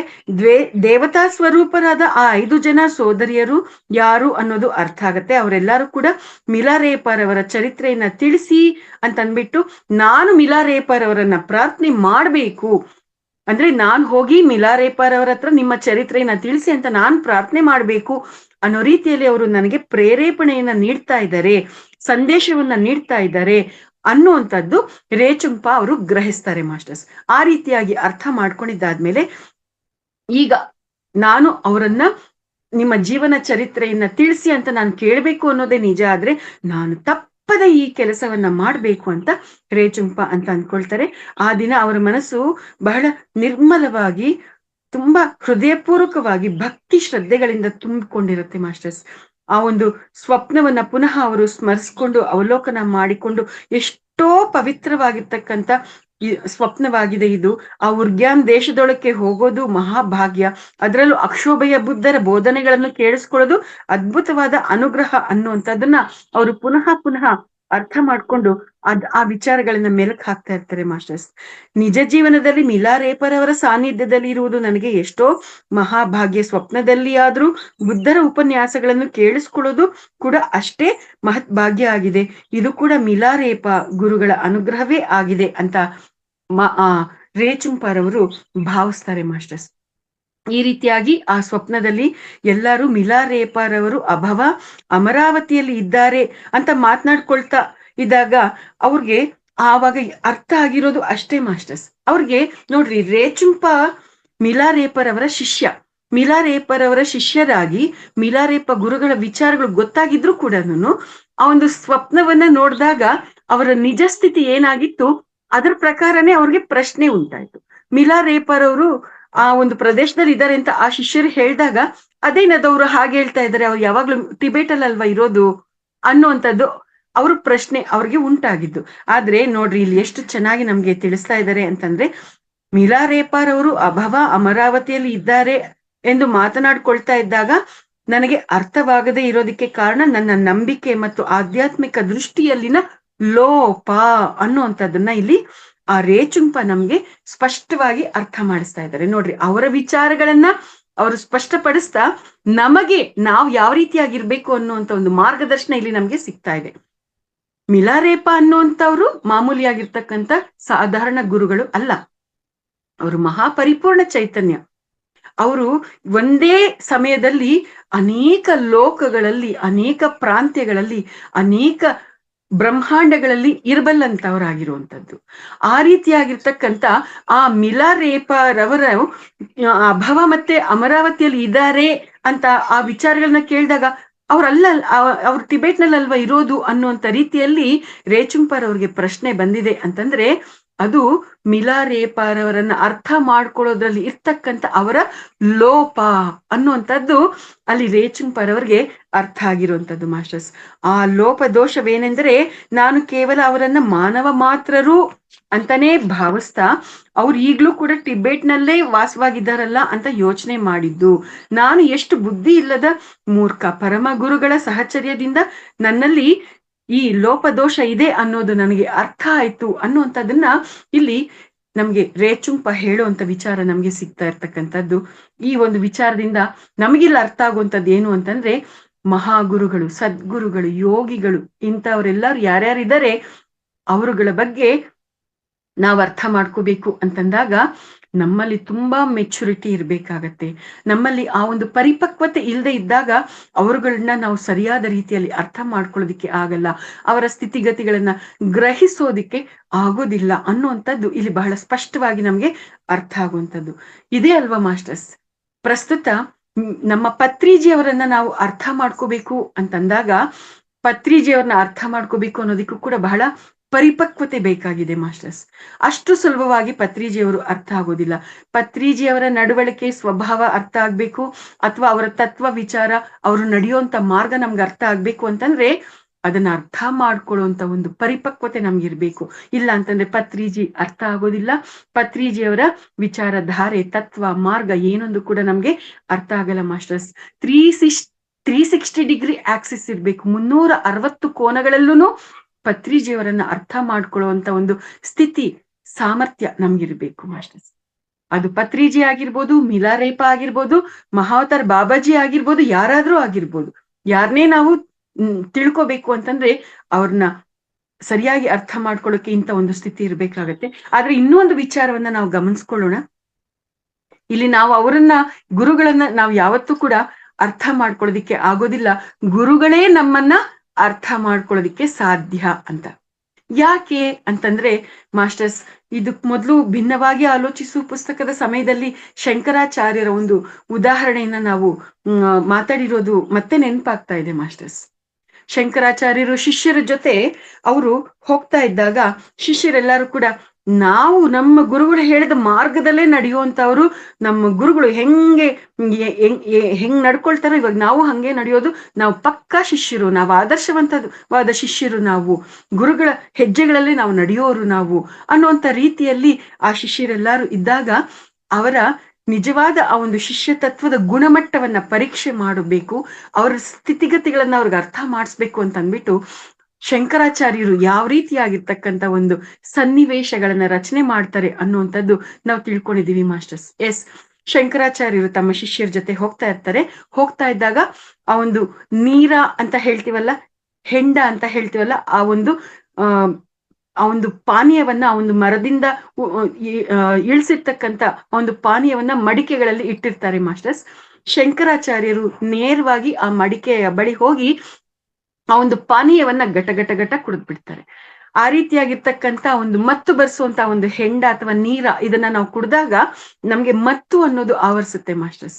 ಆ ರೀತಿಯಾಗಿ ಅದನ್ನ ಅವ್ರು ಕುಡಿದ್ರು ಕೂಡ ಅವ್ರಿಗೆ ಯಾವುದೇ ರೀತಿಯಾಗಿರ್ತಕ್ಕಂಥ ಆ ಒಂದು ಮತ್ತು ನಿಶೆ ಅನ್ನುವಂಥದ್ದು ಬರೋದಿಲ್ಲ ಮಾಸ್ಟರ್ಸ್. ಯಾವುದೇ ರೀತಿಯಾಗಿರ್ತಕ್ಕಂಥ ನಿಶೆ ಅವ್ರ ಮೇಲೆ ಪ್ರಭಾವ ಬೀರೋದಿಲ್ಲ. ನಮ್ ಗುರುಗಳು ಕುಡ್ದಿದಾರಲ್ಲ ಅಂತಂದ್ಬಿಟ್ಟು ಈ ಶಿಷ್ಯರು ಕೂಡ ಹೋಗ್ಬಿಟ್ಟು ಆ ಒಂದು ಹೆಂಡವನ್ನ ಅಥವಾ ಆ ಒಂದು ನೀರವನ್ನ ಅವರು ಕೂಡ ಗಟಗಟ ಕುಡಿದ್ ಬಿಡ್ತಾರೆ. ಆದ್ರೆ ಅವ್ರು ಕುಡ್ದ್ಬಿಟ್ ಮೇಲೆ ಅವ್ರ ಸ್ಥಿತಿ ಹೇಗಾಗತ್ತೆ ಅಂತಂದ್ರೆ ಅವರೆಲ್ಲರೂ ಕೂಡ ನಿಶೆಯನ್ನ ತುಂಬ್ಕೊಂಡ್ಬಿಡ್ತಾರೆ ಮಾಸ್ಟರ್ಸ್. ನಿಶೆ ಅನ್ನೋದು ಎಲ್ಲ ಶಿಷ್ಯರ ಮೇಲೆ ಪ್ರಭಾವ ಬೀರೋದಿಕ್ಕೆ ಶುರುವಾಗತ್ತೆ. ಸರಿ, ಇದೊಂದು ದೃಶ್ಯ ಆಯ್ತು. ಆಮೇಲೆ ಮತ್ತೊಂದ್ಸತಿ ಅದೇ ರೀತಿಯಾಗಿ ನಡ್ಕೊಂಡು ಹೋಗ್ತಾ ಇದ್ದಾಗ ಒಂದು ಕುಲುಮೆ, ಕಬ್ಬಿಣದ ಕೆಲಸವನ್ನ ಮಾಡುವಂತ ಒಂದು ಕುಲುಮೆ ಇರುತ್ತೆ. ಆ ಕುಲುಮೆಯಲ್ಲಿ ಸೀಸವನ್ನ ಆಗತಾನೆ ಕಾಯಿಸಿರ್ತಾರೆ. ಅದು ಕರಗಿರುತ್ತೆ, ನೀರಾಗಿರುತ್ತೆ. ಕಾಯಿಸಿರ್ತಕ್ಕಂಥ ಕರಗಿ ನೀರಾಗಿರ್ತಕ್ಕಂಥ ಆ ಒಂದು ಬಿಸಿಯಾಗಿ ಕುದೀತಾ ಇರ್ತಕ್ಕಂಥ ಆ ಒಂದು ಸೀಸವನ್ನ ಶಂಕರಾಚಾರ್ಯರು ಗಟಗಟ ಅಂತ ಕುಡಿದ್ಬಿಟ್ಟು ಶಿಷ್ಯರ ಕಡೆ ನೋಡ್ತಾರೆ. ನಾನ್ ಕುಡ್ದಿದ್ದೀನಲ್ಲ, ನಾನ್ ಏನ್ ಮಾಡ್ತೀನೋ ಅದನ್ನ ನೀವು ಮಾಡುವಂತವ್ರಲ್ವಾ, ನನ್ನ ಹೆಜ್ಜೆಗಳಲ್ಲೇ ಹೆಜ್ಜೆ ಇಟ್ಟು ಬರುವಂತವ್ರಲ್ವಾ, ಸರಿ ಬನ್ರಿ ನೀವು ಇವಾಗ ಈ ಒಂದು ಸೀಸವನ್ನ ಕುಡೀರಿ ಅಂತಂದಾಗ ಅವರೆಲ್ಲರೂ ಕೂಡ ಹೆದರ್ಕೊಂಡು ಓಡೋಗ್ಬಿಡ್ತಾರೆ ಮಾಸ್ಟರ್ಸ್, ಹಿಂದಿಂದಕ್ಕೆ ಹೋಗ್ಬಿಡ್ತಾರೆ. ನಾವೇನಾದ್ರೂ ಈ ಸೀಸವನ್ನ ಕುಡ್ದಿದೀವಿ ಅಂತಂದ್ರೆ ನಾವು ಒಂದೇ ಸರ್ತಿಗೆ ಸತ್ ಹೋಗ್ಬಿಡ್ತೀವಿ, ಸೀಸನ್ ಕುಡಿದು ಬದುಕಕ್ಕಾಗತ್ತಾ ಅಂತ ಅಂದ್ಬಿಟ್ಟು ಅವರು ಮಾತಾಡ್ತಾರೆ ಮಾಸ್ಟರ್ಸ್. ಅಂದ್ರೆ ನಮಗೆ ಅನುಕೂಲಕ್ಕೆ ತಕ್ಕಂಗೆ ಗುರುಗಳ ವಿಚಾರಗಳನ್ನ, ಗುರುಗಳ ನಡವಳಿಕೆಗಳನ್ನ ನಮ್ಮ ಅನುಕೂಲಕ್ಕೆ ತಕ್ಕ ಹಾಗೆ, ನಮ್ಮ ಆನಂದಕ್ಕೆ ಅನುಗುಣವಾಗಿ ನಮ್ಗೆ ಹೆಂಗ್ ಬೇಕಾಗಿದೆಯೋ ಹಂಗೆ ಅವ್ರ ವಿಚಾರಗಳನ್ನ ತಗೊಂಡು ನಮಗ್ ಅಪ್ಲೈ ಮಾಡ್ಕೊಳ್ಳುವಂಥದ್ದನ್ನ ಈ ಭೂಮಿ ಮೇಲೆ ಮಾಡ್ತಾ ಬಂದಿರುವಂತದ್ದು ಮಾಸ್ಟರ್ಸ್. ಆದ್ರೆ ಆ ಗುರುಗಳ ಆ ಒಂದು ನಿಜವಾದ ಸ್ಥಿತಿ ಏನಿರುತ್ತೆ, ಆ ನಿಜವಾದ ಸ್ಥಿತಿಗೆ ಅನುಗುಣವಾಗಿ ನಾವು ತಯಾರಾಗ್ಬೇಕು ಅಂತಂದಾಗ ನಾವು ಕೂಡ ಆ ಗುರುವಿನ ಸ್ಥಿತಿಯಲ್ಲಿ ಇರ್ಬೇಕಾಗತ್ತೆ. ಆ ಸ್ಥಿತಿಗೆ, ಆ ರೇಂಜ್ಗೆ ನಾವಿದ್ದಾಗ ಆ ಗುರುಗಳು ಏನ್ ಮಾಡ್ತಾರೋ ಅದನ್ನೆಲ್ಲ ನಾವು ಕೂಡ ಮಾಡ್ಬೋದಾಗಿದೆ. ಆದ್ರೆ ಆ ಗುರುಗಳು ಮಾಡಿದ್ದನ್ನೆಲ್ಲ ನಾವು ಮಾಡಕ್ಕಾಗಲ್ಲ ಅಂತಂದಾಗ ನಾವು ಸುಮ್ನೆ ಏನಾದ್ರು ಆ ಗುರು ನಡೀತಾ ಇರ್ತಕ್ಕಂಥ ಮಾರ್ಗದಲ್ಲಿ ನಾವು ನಡೀತಾ ಇದೀವಿ, ಗುರುಗಳು ಹೇಳಿದ್ದನ್ನೆಲ್ಲ ನಾವು ಮಾಡ್ತಾ ಇದೀವಿ, ಅವ್ರು ಮಾಡಿದ್ದನ್ನೆಲ್ಲ ನಾವು ಮಾಡ್ತಾ ಇದೀವಿ ಅಂತ ನಾವೇನಾದ್ರೂ ನಾವು ಮಾಡುವಂತ ಪ್ರತಿಯೊಂದನ್ನು ಕೂಡ ನಾವು ಸಮರ್ಥನೆ ಮಾಡ್ಕೊಂಡಿದೀವಿ ಅಂತಂದ್ರೆ ತುಂಬಾ ಎಚ್ಚರಿಕೆಯಿಂದ ನಮ್ಮನ್ನ ನಾವು ಪರಿಶೀಲನೆ ಮಾಡ್ಕೋಬೇಕಾಗಿದೆ ಮಾಸ್ಟರ್ಸ್. ಅಲ್ಲಿ ಶಂಕರಾಚಾರ್ಯರು ಏನ್ ಮಾಡ್ತಾರೋ ಅದನ್ನೆಲ್ಲ ನಾವು ಮಾಡ್ತಾ ಇದ್ದೀವಿ ಅಂತ ಆ ಶಿಷ್ಯರು ಭಾವಿಸಿದಾಗ ಈ ಎಲ್ಲ ಘಟನೆಗಳಿಂದ ನಮ್ಗೆ ಅರ್ಥ ಆಗೋದು ಏನು ಅಂತಂದ್ರೆ, ಗುರುಗಳು ಮಾಡಿದ್ದನ್ನೆಲ್ಲ ಶಿಷ್ಯರು ಮಾಡೋದಿಕ್ಕೆ ಸಾಧ್ಯ ಇಲ್ಲ. ಗುರುಗಳು ಹೇಳಿದ್ದನ್ನ ಮಾಡಿದ್ರೆ ಸಾಕಾಗಿದೆ, ಮುಕ್ತಿಯನ್ನ ಪಡಿಬಹುದು ಅನ್ನುವಂಥದ್ದು. ಗುರುಗಳು ಅವರು ದಮ್ಮೊಡಿತಾರೋ ಅಥವಾ ಹೆಂಡ ಕುಡಿತಾರೋ ಮತ್ತೊಂದು ಮಗದೊಂದು ಮಾಡ್ತಾರೋ, ಅದು ಆ ಅಲ್ಟಿಮೇಟ್ ಆಗಿರ್ತಕ್ಕಂಥ ಸ್ಥಿತಿಯಲ್ಲಿ ಇರುವಂತ ಗುರುಗಳು ಮಾಡಿದಾಗ ಅದ್ಯಾವುದನ್ನು ಕೂಡ ನಾವು ಪ್ರಶ್ನೆ ಮಾಡೋದಿಕ್ಕೆ ನಮ್ಮಲ್ಲಿ ಆ ಒಂದು ಪರಿಪಕ್ವತೆ ಇಲ್ಲ ಅಂತಂದ್ರೆ ನಾವೇನನ್ನು ಕೂಡ ಮಾತಾಡೋದಿಕ್ಕಾಗ್ಲಿ ಅದ್ರ ಬಗ್ಗೆ ವಿಶ್ಲೇಷಣೆ ಮಾಡೋದಿಕ್ಕಾಗ್ಲಿ ಸಾಧ್ಯ ಇಲ್ಲ ಮಾಸ್ಟರ್ಸ್. ಆದ್ರೆ ಒಂದು ವೇಳೆ ನಾವೇನಾದ್ರೂ ಮಾತಾಡಿದೀವಿ ಅಂದ್ರೆ ಅದು ನಮ್ಮ ಅಜ್ಞಾನದ ಸ್ಥಿತಿ ಆಗಿದೆ. ಹಾಗಾಗಿ ನಾವೆಲ್ಲರೂ ಕೂಡ ಇನ್ನು ಇವಾಗ ಸಾಧನೆ ಮಾರ್ಗದಲ್ಲಿ ಹೆಜ್ಜೆಗಳನ್ನ ಇಡ್ತಾ ಇರ್ತಕ್ಕಂಥವ್ರು, ಇನ್ನು ಏನೇನು ಗೊತ್ತಿಲ್ಲ ಅನ್ನುವಂತ ಸ್ಥಿತಿಯಲ್ಲಿ ಇರ್ತಕ್ಕಂಥವ್ರು, ನಾವು ಯಾವುದೇ ಪರಮ ಗುರುಗಳನ್ನ ಪತ್ರಿಜಿ ಅಂತವ್ರನ್ನಾಗಿರ್ಲಿ, ಮಿಲಾರೇಪರ್ ಅಂತವ್ರನ್ನಾಗಿರ್ಲಿ, ಇನ್ನು ಅನೇಕ ಜನ ಗುರುಗಳು ಯೋಗಿಗಳು ನಮ್ಗೆ ನೋಡೋದಕ್ಕೆ ಸಿಗ್ತಾರೆ. ಅವ್ರನ್ನ ಯಾರನ್ನೂ ಕೂಡ ನಾವು ಪ್ರಶ್ನೆ ಮಾಡುವಂತದ್ದು ಬೇಡ. ಅವ್ರು ಏನ್ ಮಾಡ್ತಾ ಇದ್ದಾರೆ ಅದನ್ನ ಸಾಕ್ಷಿ ಭಾವದಿಂದ ಗಮನಿಸ್ತಾ ಇರೋಣ. ಅವ್ರು ಏನ್ ಹೇಳ್ತಾರೆ ಅವ್ರು ಹೇಳಿರೋದನ್ನ ಅನುಸರಣೆ ಮಾಡೋಣ, ನಮ್ಮ ಜೀವನದಲ್ಲಿ ಅಳವಡಿಸ್ಕೊಳ್ಳೋಣ ಮಾಸ್ಟರ್ಸ್. ಇದಕ್ಕೆ ಇನ್ನೂ ಒಂದು ವಿಚಾರ ನೆನಪಾಗ್ತಾ ಇದೆ ನೋಡಿ. ಈ ಅವಧೂತರು ಅಂತ ಹೇಳ್ತೀವಲ್ವಾ, ಆ ಅವಧೂತ ಪರಂಪರೆಯಲ್ಲಿ ಅನೇಕರು ಶರೀರದ ಮೇಲೆ ಉಡುಪನ್ನೇ ಧರಿಸಿರೋದಿಲ್ಲ. ಮತ್ತೆ ಅನೇಕರು ಈ ಒಂದು ಈ ದಮ್ಮೊಡೆಯುವುದು ಅಂತ ಹೇಳ್ತಾರಲ್ಲ, ಈ ಎಂತದದು ಬಂಗು ಅಂತ ಹೇಳ್ತಾರೆ, ಆ ತರದ್ದು ಸೇರ್ತಾ ಇರ್ತಾರೆ ಮಾಸ್ಟರ್ಸ್. ಆ ರೀತಿಯಾಗಿರ್ತಕ್ಕಂಥದ್ದು ಆ ಒಂದು ಅವ್ರು ಸೇರ್ತಾ ಇದ್ದಾಗ ಅವರನ್ನ ನಾವು ಇವ್ರು ದಮ್ಮೊಡೆಯವ್ರು ಇವರೆಲ್ಲರೂ ಗುರುಗಳ ಅಂತ ನಾವು ಪ್ರಶ್ನೆ ಮಾಡ್ತೀವಿ ಅಂತಂದ್ರೆ ಅವಧೂತರನ್ನ ನಾವು ಅರ್ಥ ಮಾಡ್ಕೊಳ್ಳೋದಿಕ್ಕೆ ಆಗೋದಿಲ್ಲ. ಅವ್ರಿಗೆ ಶುಭ್ರ ಅಶುಭ್ರ, ಪರಿಶುದ್ಧವಾಗಿರೋದು ಪರಿಶುದ್ಧವಾಗಿ ಇಲ್ಲದೆ ಇರೋದು ಅನ್ನುವಂಥದ್ದು ವ್ಯತ್ಯಾಸ. ಬಾಂಗ್ ಎಸ್, ಆ ರೀತಿಯಾಗಿರ್ತಕ್ಕಂಥದ್ದು ಯಾವುದು ಕೂಡ ಅವ್ರಿಗೆ ವ್ಯತ್ಯಾಸ ಅನ್ನುವಂಥದ್ದೇ ಇರೋದಿಲ್ಲ ಮಾಸ್ಟರ್ಸ್. ಅವ್ರು ಹೆಂಡವನ್ನು ಕುಡಿತಾರೆ, ಆ ಒಂದು ಬಾಂಗನ್ನು ಕೂಡ ಸೇರ್ತಾ ಇರ್ತಾರೆ, ಮತ್ತೆ ಈ ಮಲ ಮೂತ್ರಗಳನ್ನು ಕೂಡ ಅವರು ತಿನ್ನೋದು ಕುಡಿಯೋದು ಮಾಡ್ತಾ ಇರ್ತಾರೆ.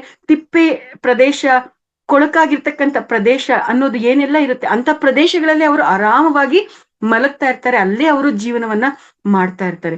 ಈ ರೀತಿಯಾಗಿರ್ತಕ್ಕಂಥ ಸ್ಥಿತಿಯಲ್ಲಿ ಇರ್ತಾರೆ ಅವಧೂತರಾಗಿರೋರು.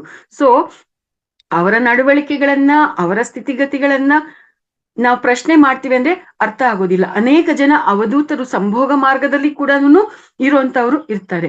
ಅದನ್ನೆಲ್ಲ ನೋಡಿದಾಗ ನಾನು ಪ್ರಶ್ನೆ ಮಾಡ್ತೀನಿ ಅಂತಂದ್ರೆ ನಮ್ಗೆ ಏನೊಂದು ಕೂಡ ನಮ್ಮ ಸ್ಥಿತಿಗತಿಗಳು ಯಾವುದೊಂದು ಕೂಡ ಇನ್ನು ಉನ್ನತ ಮಟ್ಟದಲ್ಲಿ ಇಲ್ಲದೆ ಇದ್ದಾಗ ನಮ್ಗಿನ್ನೂ ಅರ್ಥ ಮಾಡ್ಕೊಳ್ಳೋದಿಕ್ಕೆ ಕಷ್ಟಪಡುವಂತ ಸ್ಥಿತಿಯಲ್ಲಿದ್ದಾಗ ಜಸ್ಟ್ ನಾವೆಲ್ಲರೂ ಚೆನ್ನಾಗಿ ಅರ್ಥ ಮಾಡ್ಕೊಳ್ಳೋಣ, ಅವರನ್ನ ಸಾಕ್ಷಿ ಭಾವದಿಂದ ಗಮನಿಸ್ತಾ ಇರೋಣ ಅಷ್ಟೇ. ಪ್ರಶ್ನೆ ಮಾಡೋದು ಬೇಡ. ಅವರನ್ನ ಪ್ರಶ್ನೆ ಮಾಡುವಂತ ಒಂದು ಸ್ಥಿತಿಗತಿ ಇನ್ನೂ ನಮ್ಗೆ ಬಂದಿಲ್ಲ. ಸೊ ಈ ರೀತಿಯಾಗಿ ಇರುತ್ತೆ ಮಾಸ್ಟರ್ಸ್. ಇಂಥ ಎಲ್ಲ ವಿಚಾರಗಳು ಯಾರಿಗೆ ಸಂಬಂಧಪಟ್ಟ ಹಾಗೆ? ಪರಮ ಗುರುಗಳು, ಪರಮ ಯೋಗಿಗಳಿಗೆ ಸಂಬಂಧಪಟ್ಟಂಗೆ. ಇದು ಚೆನ್ನಾಗಿ ನೆನಪಿರ್ಲಿ. ಎಲ್ಲಾ ಗುರುಗಳು ಅಂತ ಹೇಳ್ಕೊಳ್ಳುವಂತ ಎಲ್ಲಾರ್ಗೂ ಸಂಬಂಧಪಟ್ಟಿರುವಂತದ್ದು ಅಲ್ಲ. ಪರಮ ಗುರುಗಳು ಯಾರು ಮಹಾಪರಿಪೂರ್ಣತ್ವದಲ್ಲಿ ಇರ್ತಾರೆ ಅಂತ ಗುರುಗಳಿಗೆ ಸಂಬಂಧಪಟ್ಟ ಹಾಗೆ ಈ ವಿಚಾರಗಳು. ಸೊ ಇಲ್ಲಿ ಈ ರೇಚುಂಪ ವಿಷಯದಲ್ಲೂ ಕೂಡ ನಮ್ಗಿದೆ ಗೊತ್ತಾಗ್ತಾ ಇರ್ತಕ್ಕಂಥದ್ದು. ರೇಚುಂಪಾರವರ ಅರ್ಥ ಮಾಡ್ಕೊಳ್ಳುವಂತ ಸ್ಥಿತಿಯಲ್ಲಿ ಇರ್ತಕ್ಕಂಥ ಲೋಪದೋಷದಿಂದಾಗಿ ಮಿಲಾರೇಪರ್ ಅವರು ಟಿಬೇಟ್ ನಲ್ಲೇ ಅಲ್ವಾ ಇರೋದು, ಇವರೇನು ಈ ಅಭಯ ಮತ್ತೆ ಅಮರಾವತಿಯಲ್ಲಿ ಇರ್ತಾರೆ ಅಂತ ಹೇಳ್ತಾ ಇದಾರಲ್ಲ ಅನ್ನುವಂತ ರೀತಿಯಲ್ಲಿ ಅವರು ಮಿಲಾರೇಪರ್ ಅವರನ್ನ ನೋಡಿದ್. ಯಾಕೆ ಅಂತಂದ್ರೆ ಮಿಲಾರೇಪರ್ ಅವರು ಮಾಮೂಲಿ ಆಗಿರ್ತಕ್ಕಂಥ ಒಬ್ಬ ಶರೀರದಲ್ಲಿ ಇರ್ತಕ್ಕಂಥ ಗುರುಗಳು ಅಂತ ಮಾತ್ರ ಅವರು ಮನಸ್ಸಿನಲ್ಲಿ ಅವ್ರಿಗೆ ಇದ್ದಿದ್ರಿಂದ ಆ ರೀತಿಯಾಗಿ ನೋಡೋ ಹಾಗೆ ಆಯ್ತು. ಆದ್ರೆ ಮುಂದೆ ಮಿಲಾರೇಪರ್ ಅವರು ಮಾಮೂಲಿಯಾಗಿರ್ತಕ್ಕಂಥ ಶರೀರದಲ್ಲಿ ಇರ್ತಕ್ಕಂಥ ಶರೀರದ ಸ್ಥಿತಿಯಲ್ಲಿ ಇರ್ತಕ್ಕಂಥ ಗುರುಗಳು ಅಲ್ಲ, ಅವರು ಪರಮ ಗುರುಗಳು. ಒಂದೇ ಸಮಯದಲ್ಲಿ ಅನೇಕ ಲೋಕಗಳಲ್ಲಿ, ಅನೇಕ ಸ್ಥಳಗಳಲ್ಲಿ, ಅನೇಕ ಬ್ರಹ್ಮಾಂಡಗಳಲ್ಲಿ ಇರೋಂಥವ್ರು ಅನ್ನುವಂಥದ್ದು ನನಗೆ ಅರ್ಥ ಆಗಿದೆ. ಅದು ಆ ಪರಮ ಗುರುಗಳ ಮಹಾ ಬುದ್ಧರ ಆ ಒಂದು ಸಹಚರ್ಯದಿಂದ ನನ್ನಲ್ಲಿ ಇರ್ತಕ್ಕಂಥ ಈ ಲೋಪದೋಷ ನನಗೆ ಅರ್ಥ ಆಗಿ ಇದರಿಂದ ನಾನು ಹೊರಕ್ಕೆ ಬರೋದಕ್ಕೆ ಸಾಧ್ಯ ಆಯ್ತು ಅನ್ನುವಂಥ ವಿಚಾರ ರೇಚುಂಪರ್ ಅವರು ಈ ಒಂದು ನಮ್ಗೆ ತಿಳಿಸಿರ್ತಕ್ಕಂಥದ್ದು ಮಾಸ್ಟರ್ಸ್. ಸೊ ಈ ರೀತಿಯಾಗಿ ರೇಪಾರವರಿಗೆ ಸಂಬಂಧಪಟ್ಟ ಹಾಗೆ ರೇಚುಂಪಾರವರ ಸ್ಥಿತಿಗತಿ ನಮ್ಗೆ ಇಲ್ಲಿ ಅರ್ಥ ಆಗ್ತಾ ಬರ್ತಾ ಇರ್ತಕ್ಕಂಥದ್ದು. ಇವತ್ತು ಈ ಒಂದು ಆ ದಿನ ಇಷ್ಟು ವಿಚಾರಗಳನ್ನ ತಿಳ್ಕೊಳ್ಳೋದಕ್ಕೆ ಸಾಧ್ಯ ಆಗಿದೆ ಮಾಸ್ಟರ್ಸ್. ಇನ್ನು ಉಳಿದಿರ್ತಕ್ಕಂಥ ವಿಚಾರಗಳನ್ನ ನಾವು ನಾಳೆ ದಿನ ತಿಳ್ಕೊಳ್ಳೋಣ. ಪ್ರಾರಂಭದಲ್ಲಿ ಒಂದಷ್ಟು ವಿಚಾರಗಳು ಇದೇ ರೀತಿಯಾಗಿ ನಾವು ತಿಳ್ಕೊಬೇಕಾಗತ್ತೆ. ಆಮೇಲಿಂದ ಅಲ್ಲಿಂದ ಮುಂದಕ್ಕಿರುವಂತ ವಿಚಾರಗಳು ಕಥೆ ರೂಪದಲ್ಲಿ ನಮ್ಗೆ ಸಿಗ್ತಾ ಬರುತ್ತೆ ಮಾಸ್ಟರ್ಸ್. ತುಂಬಾ ಅದ್ಭುತವಾಗಿ ಆನಂದದಾಯಕವಾಗಿ ನಾವು ಆ ವಿಚಾರಗಳನ್ನ ಕೇಳಿಸ್ಕೊಳ್ತಾ ಹೋಗ್ತಾ ಇರ್ತೀವಿ. ಇದು ಮಾಸ್ಟರ್ಸ್ ಇವತ್ತಿಗೆ ಮಿಲಾರೇಪರ್ ಅವರ ಜೀವನ ಚರಿತ್ರೆಯ ವಿಚಾರಗಳನ್ನ ಇವತ್ತಿಗೆ ನಾವಿಲ್ಲಿ ವಿರಾಮವನ್ನ ಕೊಡೋಣ. ಇನ್ನು ಉಳಿದಿರ್ತಕ್ಕಂಥ ವಿಚಾರಗಳನ್ನ ನಾಳೆ ದಿನ ಗಮನಿಸೋಣ. ಇಷ್ಟು ಹೊತ್ತು ಇಷ್ಟೆಲ್ಲ ವಿಚಾರಗಳನ್ನ ಈ ಒಂದು ವೇದಿಕೆಯಲ್ಲಿ ನಿಮ್ಗೆಲ್ಲರಿಗೂ ತಿಳಿಸ್ತಾ ಮತ್ತೊಂದ್ ಸರ್ತಿ ನಾನ್ ಮೇಲಕ್ ಹಾಕೋದಿಕ್ಕೆ ಅವಕಾಶ ಆಗಿದೆ. ಹಾಗಾಗಿ ಅವಕಾಶವನ್ನ ಕೊಟ್ಟಿರ್ತಕ್ಕಂಥ ಈ ವೇದಿಕೆಗೆ, ಅವಕಾಶವನ್ನ ಕೊಟ್ಟಿರ್ತಕ್ಕಂಥ ರಂಗನಾಥ್ ಸರ್ ಅವರಿಗೆ, ಮತ್ತೆ ಎಲ್ಲಾ ಪ್ರತ್ಯಕ್ಷವಾಗಿ ಪರೋಕ್ಷವಾಗಿ ಕೆಲಸ ಮಾಡ್ತಾ ಇರ್ತಕ್ಕಂಥ ಎಲ್ಲಾ ಪರಮಾತ್ಮ ಸ್ವರೂಪರಿಗೆ, ಮತ್ತು ಈ ಒಂದು ಜ್ಞಾನವನ್ನ ಕೇಳಿಸ್ಕೊಳ್ತಾ ಇರ್ತಕ್ಕಂಥ ಎಲ್ಲಾ ಪರಮಾತ್ಮ ಸ್ವರೂಪರಿಗೆ ನಾನು ಆತ್ಮಪೂರ್ವಕವಾಗಿರ್ತಕ್ಕಂಥ ಧನ್ಯವಾದಗಳನ್ನ ಮತ್ತೆ ಕೃತಜ್ಞತೆಗಳನ್ನ ಅರ್ಪಿಸ್ತಾ ಇದ್ದೀನಿ masters. Thank you, thank you, thank you very much. Thank you madam, ಧನ್ಯವಾದ. ರೈಟ್. ಸೊ ಇವತ್ತಿನ 2ನೇ ಭಾಗ ಮುಕ್ತಾಯ ಆಯಿತು. ಸೊ ಈಗ ಪ್ರಶ್ನೋತ್ತರ ಸಮಯ. ರಾಜು ಅವರೇ, ಪ್ರಶ್ನೋತ್ತರ ಸಮಯ. ಮೇಡಮ್, ನೀವು ತುಂಬಾ ಅದ್ಭುತವಾಗಿ ಇವತ್ತು ತಿಳಿಸ್ಕೊಟ್ರಿ. ಅವರ ಸ್ಟಾರ್ಟಿಂಗ್ ಅಲ್ಲಿ ನಾನು ಅವ್ರ ಬಗ್ಗೆ ಒಂದು ತುಣುಕು ನೋಡಿದ್ದೆ ಅಷ್ಟೇ. ನಾನು ನಿಜವಾಗ್ಲೂ ಏನು ಹೇಳ್ಬೇಕಂದ್ರೆ, ಈ ಮಿಲಾರೇಪ ಅಂತ ನಾವು ಗ್ರೂಪ್ ಅಲ್ಲಿ ಹಾಕಿದಾಗ ಯಾರು ಇವರು ಮಿಲಾರೇಪ ಅಂತ ನನ್ಗೆ ಏನೋ ಒಂಥರ ಡಿಫ್ರೆಂಟ್ ಹೆಸರಿದೆ ಅಲ್ಲ ಅಂತ ಹೇಳ್ಬಿಟ್ಟು ನೋಡ್ತಾ ಇದ್ದೆ. ಅದಾದ್ಮೇಲೆ ಜಸ್ಟ್ ನಾನು ನೋಡಿದಾಗೆ ಇದ್ರಲ್ಲಿ ಗೂಗಲ್ ಅಲ್ಲಿ ಅವ್ರ ಬಗ್ಗೆ ತುಂಬಾ ದೊಡ್ಡದಾಗೆ ಬಂತು. ಅದು ಎಸ್ಪೆಷಲಿ ಹಿಂದಿಯಲ್ಲಿ, ಬೇರೆ ಬೇರೆ ಇಂಗ್ಲಿಷ್ ನಲ್ಲಿ ಬಂತು. ಕನ್ನಡದಲ್ಲಿ ಕೊಟ್ಟರು ಕೂಡ ಅದರಲ್ಲಿ ಬಹಳ ಇದ್ದಿಲ್ಲ ವಿಕಿಪೀಡಿಯಾದಲ್ಲಿ. ಹಾಗಾಗಿ ನೀವು ಅದನ್ನ ನಮ್ಗೆ ಕನ್ನಡದಲ್ಲಿ ಅನುವಾದ ಮಾಡಿ ತಿಳಿಸ್ತಾ ಇದ್ದೀರಾ, ನಿಮಗೆ ಧನ್ಯೋಸ್ಮಿ. ಅದು ಎಸ್ಪೆಷಲಿ ಯಾಕಂದ್ರೆ ಅದ್ರ ಬಗ್ಗೆ ನಾವು ತಿಳ್ಕೊಬೇಕಂದ್ರೂ ತಿಳ್ಕೊಳಕ್ ಸಾಧ್ಯನೇ ಇಲ್ಲ ಎಲ್ಲಿ ಹುಡುಕಿದ್ರು ಕೂಡ. ಅಂತದನ್ನ ನೀವು ಕನ್ನಡಕ್ಕೆ ಟ್ರಾನ್ಸ್ಲೇಟ್ ಮಾಡಿ ನೀವೇನು ನಮ್ಗೆ ತಿಳಿಸ್ತಾ ಇದ್ದೀರಾ, ತುಂಬಾ ಅದ್ಭುತವಾಗಿದೆ. ಅವರ ಒಂದು ತಾನ್ ತುಣುಕು ನೋಡಿರೋದಂಗೆ ನೀವು ಮುಂದೆ ನೀವು ಹೇಳ್ತಾ ಬರ್ತೀರನೋ ಅದು ಒಂದೆರಡು ತುಣುಕು ನೋಡಿದೆ. ಲೈಕ್ ಅವ್ರು ಯಾವ ತರ ಮಂತ್ರವಾದಿಗಳಾದ್ರು, ಆಮೇಲೆ ಅವ್ರು ಯಾವ ತರ ಈ ಧ್ಯಾನಕ್ಕೆಲ್ಲ ಆದ್ರು, ಅವ್ರ ಕಡೆಯಿಂದ ಏನೆಲ್ಲ ಕಸ್ಕೊಂಡ್ರು ಅಂತ ಹೇಳ್ಬಿಟ್ಟು. ಸೊ ಅದನ್ನ ಮುಂದಿನ ಭಾಗದಲ್ಲಿ ನೀವು ಹೇಳ್ಕೊಡ್ತೀರಾ, ಅದು ನನಗೆ ಗೊತ್ತಿದೆ. ಬಟ್ ತುಂಬಾ ಥ್ಯಾಂಕ್ ಯು ಮೇಡಮ್, ತುಂಬಾ ಅದ್ಭುತವಾಗಿತ್ತು ಅವ್ರ ಸ್ಟಾರ್ಟಿಂಗ್ ಜೀವನ ಶೈಲಿ, ಅವ್ರು ಯಾವ ತರ ಇದ್ರು ಅಂತ ಹೇಳ್ಬಿಟ್ಟು. Thank you so much madam. Thank you sir, thank you. ಒಟ್ಟಾರೆಯಾಗಿ ಈ ಮಿಲಾರೇಪರ್ ಅವರ ಜೀವನ ಚರಿತ್ರೆ 20,000 ಪುಟಗಳಿಂದ ನಮ್ಗೆ ಸಿಗುತ್ತೆ. 20,000 ಪುಟಗಳಲ್ಲಿ ಅವರ ಜೀವನದ ಅನೇಕ ವಿಚಾರಗಳು ನಮ್ಗೆ ಇರುವಂತದ್ದು. ಅದು ಬೇರೆ ಭಾಷೆಯಲ್ಲಿರೋದು. ಅದಕ್ಕೆ ಸಂಬಂಧಪಟ್ಟ ಹಾಗೆ ಮಿಲಾರೇಪರ್ ಅವರ ಅನೇಕ ವಿಚಾರಗಳಲ್ಲಿ ಕೆಲವನ್ನ ಹೆಕ್ಕಿ ಹುಡುಕಿ ನಮ್ಗೆ ತೆಗೆದು ಪಿ ಮಣಿಕುಮಾರ್ ಅವರು ನಮ್ಗೆ ಕೊಟ್ಟಿರ್ತಕ್ಕಂಥದ್ದು. ಸೊ ಈ ಎಲ್ಲಾ ವಿಚಾರಗಳು ಏನಿದೆ ಬಹಳ ಬಹಳ ಅದ್ಭುತವಾಗಿರುವಂತದ್ದು. ಇನ್ ಮುಂದೆ ಅದು ಎಲ್ಲರಿಗೂ ಕೂಡ ಅರ್ಥ ಆಗುತ್ತೆ ಸರ್. S, thank you. ಇವತ್ತು ಈ ಮಿಲಾ ಬಗ್ಗೆ ಮೇಡಮ್ ತಿಳಿಸ್ಕೊಟ್ಟಿದ್ದಾರೆ. ಇದ್ರ ಬಗ್ಗೆ ಏನಾದ್ರು ನಿಮ್ಗೆ ಕ್ವಶನ್ಸ್ ಇದ್ರೆ, ಇಲ್ಲಾದ್ರೆ ಅಭಿಪ್ರಾಯಗಳನ್ನ 5 ಮಾಸ್ಟರ್ಸ್ ನಿಮ್ಗೆ ಅವಕಾಶ ಇರುತ್ತೆ. 5 ಮಾಸ್ಟರ್ಸ್ ನಿಮ್ಮ ಒಂದು ಅನಿಸಿಕೆ ಅಥವಾ ನಿಮ್ಮ ಒಂದು ಕ್ವಶನ್ಸ್ ಗಳಿದ್ರೆ ಕೇಳ್ಬೋದು. ಸೊ ಹ್ಯಾಂಡ್ ರೈಸ್ ಮಾಡಿ ನಿಮ್ಮನ್ನ ಅನ್ಮ್ಯೂಟ್ ಮಾಡಿ.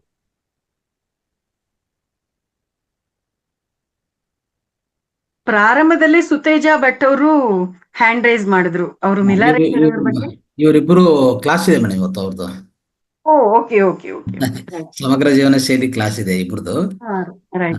ನಿನ್ನೆ ಒಬ್ಬರದು ಮಿಸ್ ಆಗಿತ್ತು. ಅವ್ರು ಇಬ್ರು ಇವತ್ತು ಮಾಡುವಂತ ಇದಿದೆ, ಅವ್ರದ್ದು ಸಮಯ ಬರುತ್ತೆ ಈಗ. ರೈಟ್. ಸೊ ನಂದಾ ಮೇಡಮ್ ಮಾತಾಡಿ.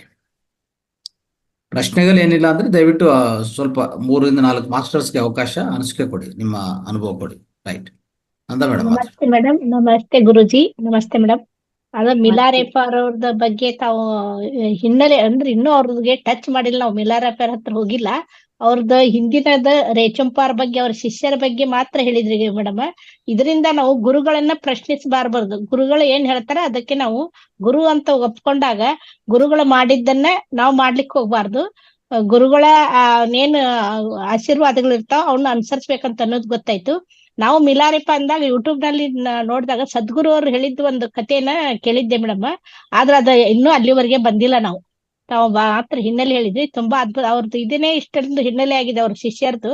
ಆದ್ರೆ ಮಿಲಾರೆಪ್ಪರದ ಕತೆ ಯಾವ ರೀತಿ ಇರ್ಬೋದನ್ನ ನಾವು ಗೆಸ್ ಮಾಡ್ಬೋದು. Thank you madam, thank you so much. Thank you ಅಮ್ಮ, ಥ್ಯಾಂಕ್ ಯು.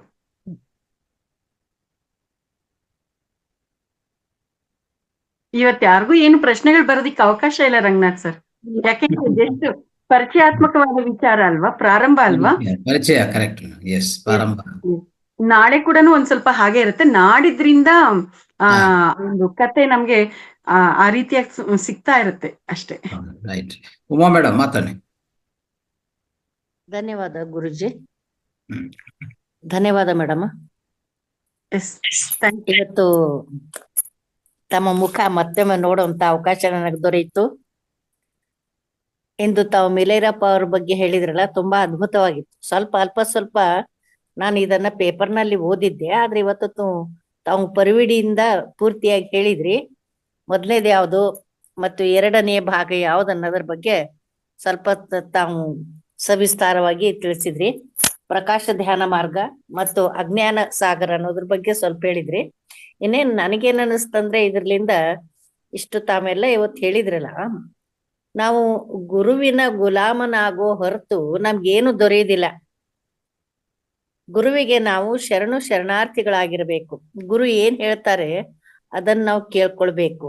ಆದ್ರೆ ಗುರುವಿಗೆ ಪ್ರಶ್ನೆಗಳನ್ನ ಮಾಡುವಂತಹ ಅಧಿಕಾರ ನಮ್ಮಲ್ಲಿ ಇರೋದಿಲ್ಲ. ಅಧಿಕಾರ ಅಂದ್ರೆ ಪೂರ್ತಿಯಾಗಿ ಅವ್ರ ಬಗ್ಗೆ ತಿಳ್ಕೊಂಡು ಮಾತ್ರ ನಾವು ತಿಳ್ಕೊಳ್ಬೇಕು ಅನ್ನುವುದನ್ನ ಇವತ್ತು ತಾವು ಹೇಳಿದ್ರಿ ಮೇಡಮ್. ತುಂಬಾ ಅದ್ಭುತವಾಗಿದೆ. ಧನ್ಯವಾದ ಮೇಡಮ್, ಧನ್ಯವಾದ. ನಮಸ್ತೆ. ನಮಸ್ತೆ. Thank you. Thank you so much madam. ಇನ್ನು ಮಿಲಾರೆಪ್ಪ ಬಗ್ಗೆ ತಾವು ತಿಳಿಸ್ಕೊಡ್ಬೇಕು ಮುಂದಿನ ದಿನಗಳಲ್ಲಿ. ದಯವಿಟ್ಟು ಇವತ್ತಿನ ತಾವು ಈ ಕಾರ್ಯಕ್ರಮ ತುಂಬಾ ಅದ್ಭುತವಾಗಿ ತಾವು ನಡೆಸಿಕೊಟ್ಟಿ ನಿಮಗೆ ತುಂಬ ಹೃದಯದ ಧನ್ಯವಾದಗಳು. ನಿಮ್ಮನ್ನ ಬೀಳ್ಕೊಡ್ತಾ ಇದ್ದೀವಿ. Thank you. Thank you.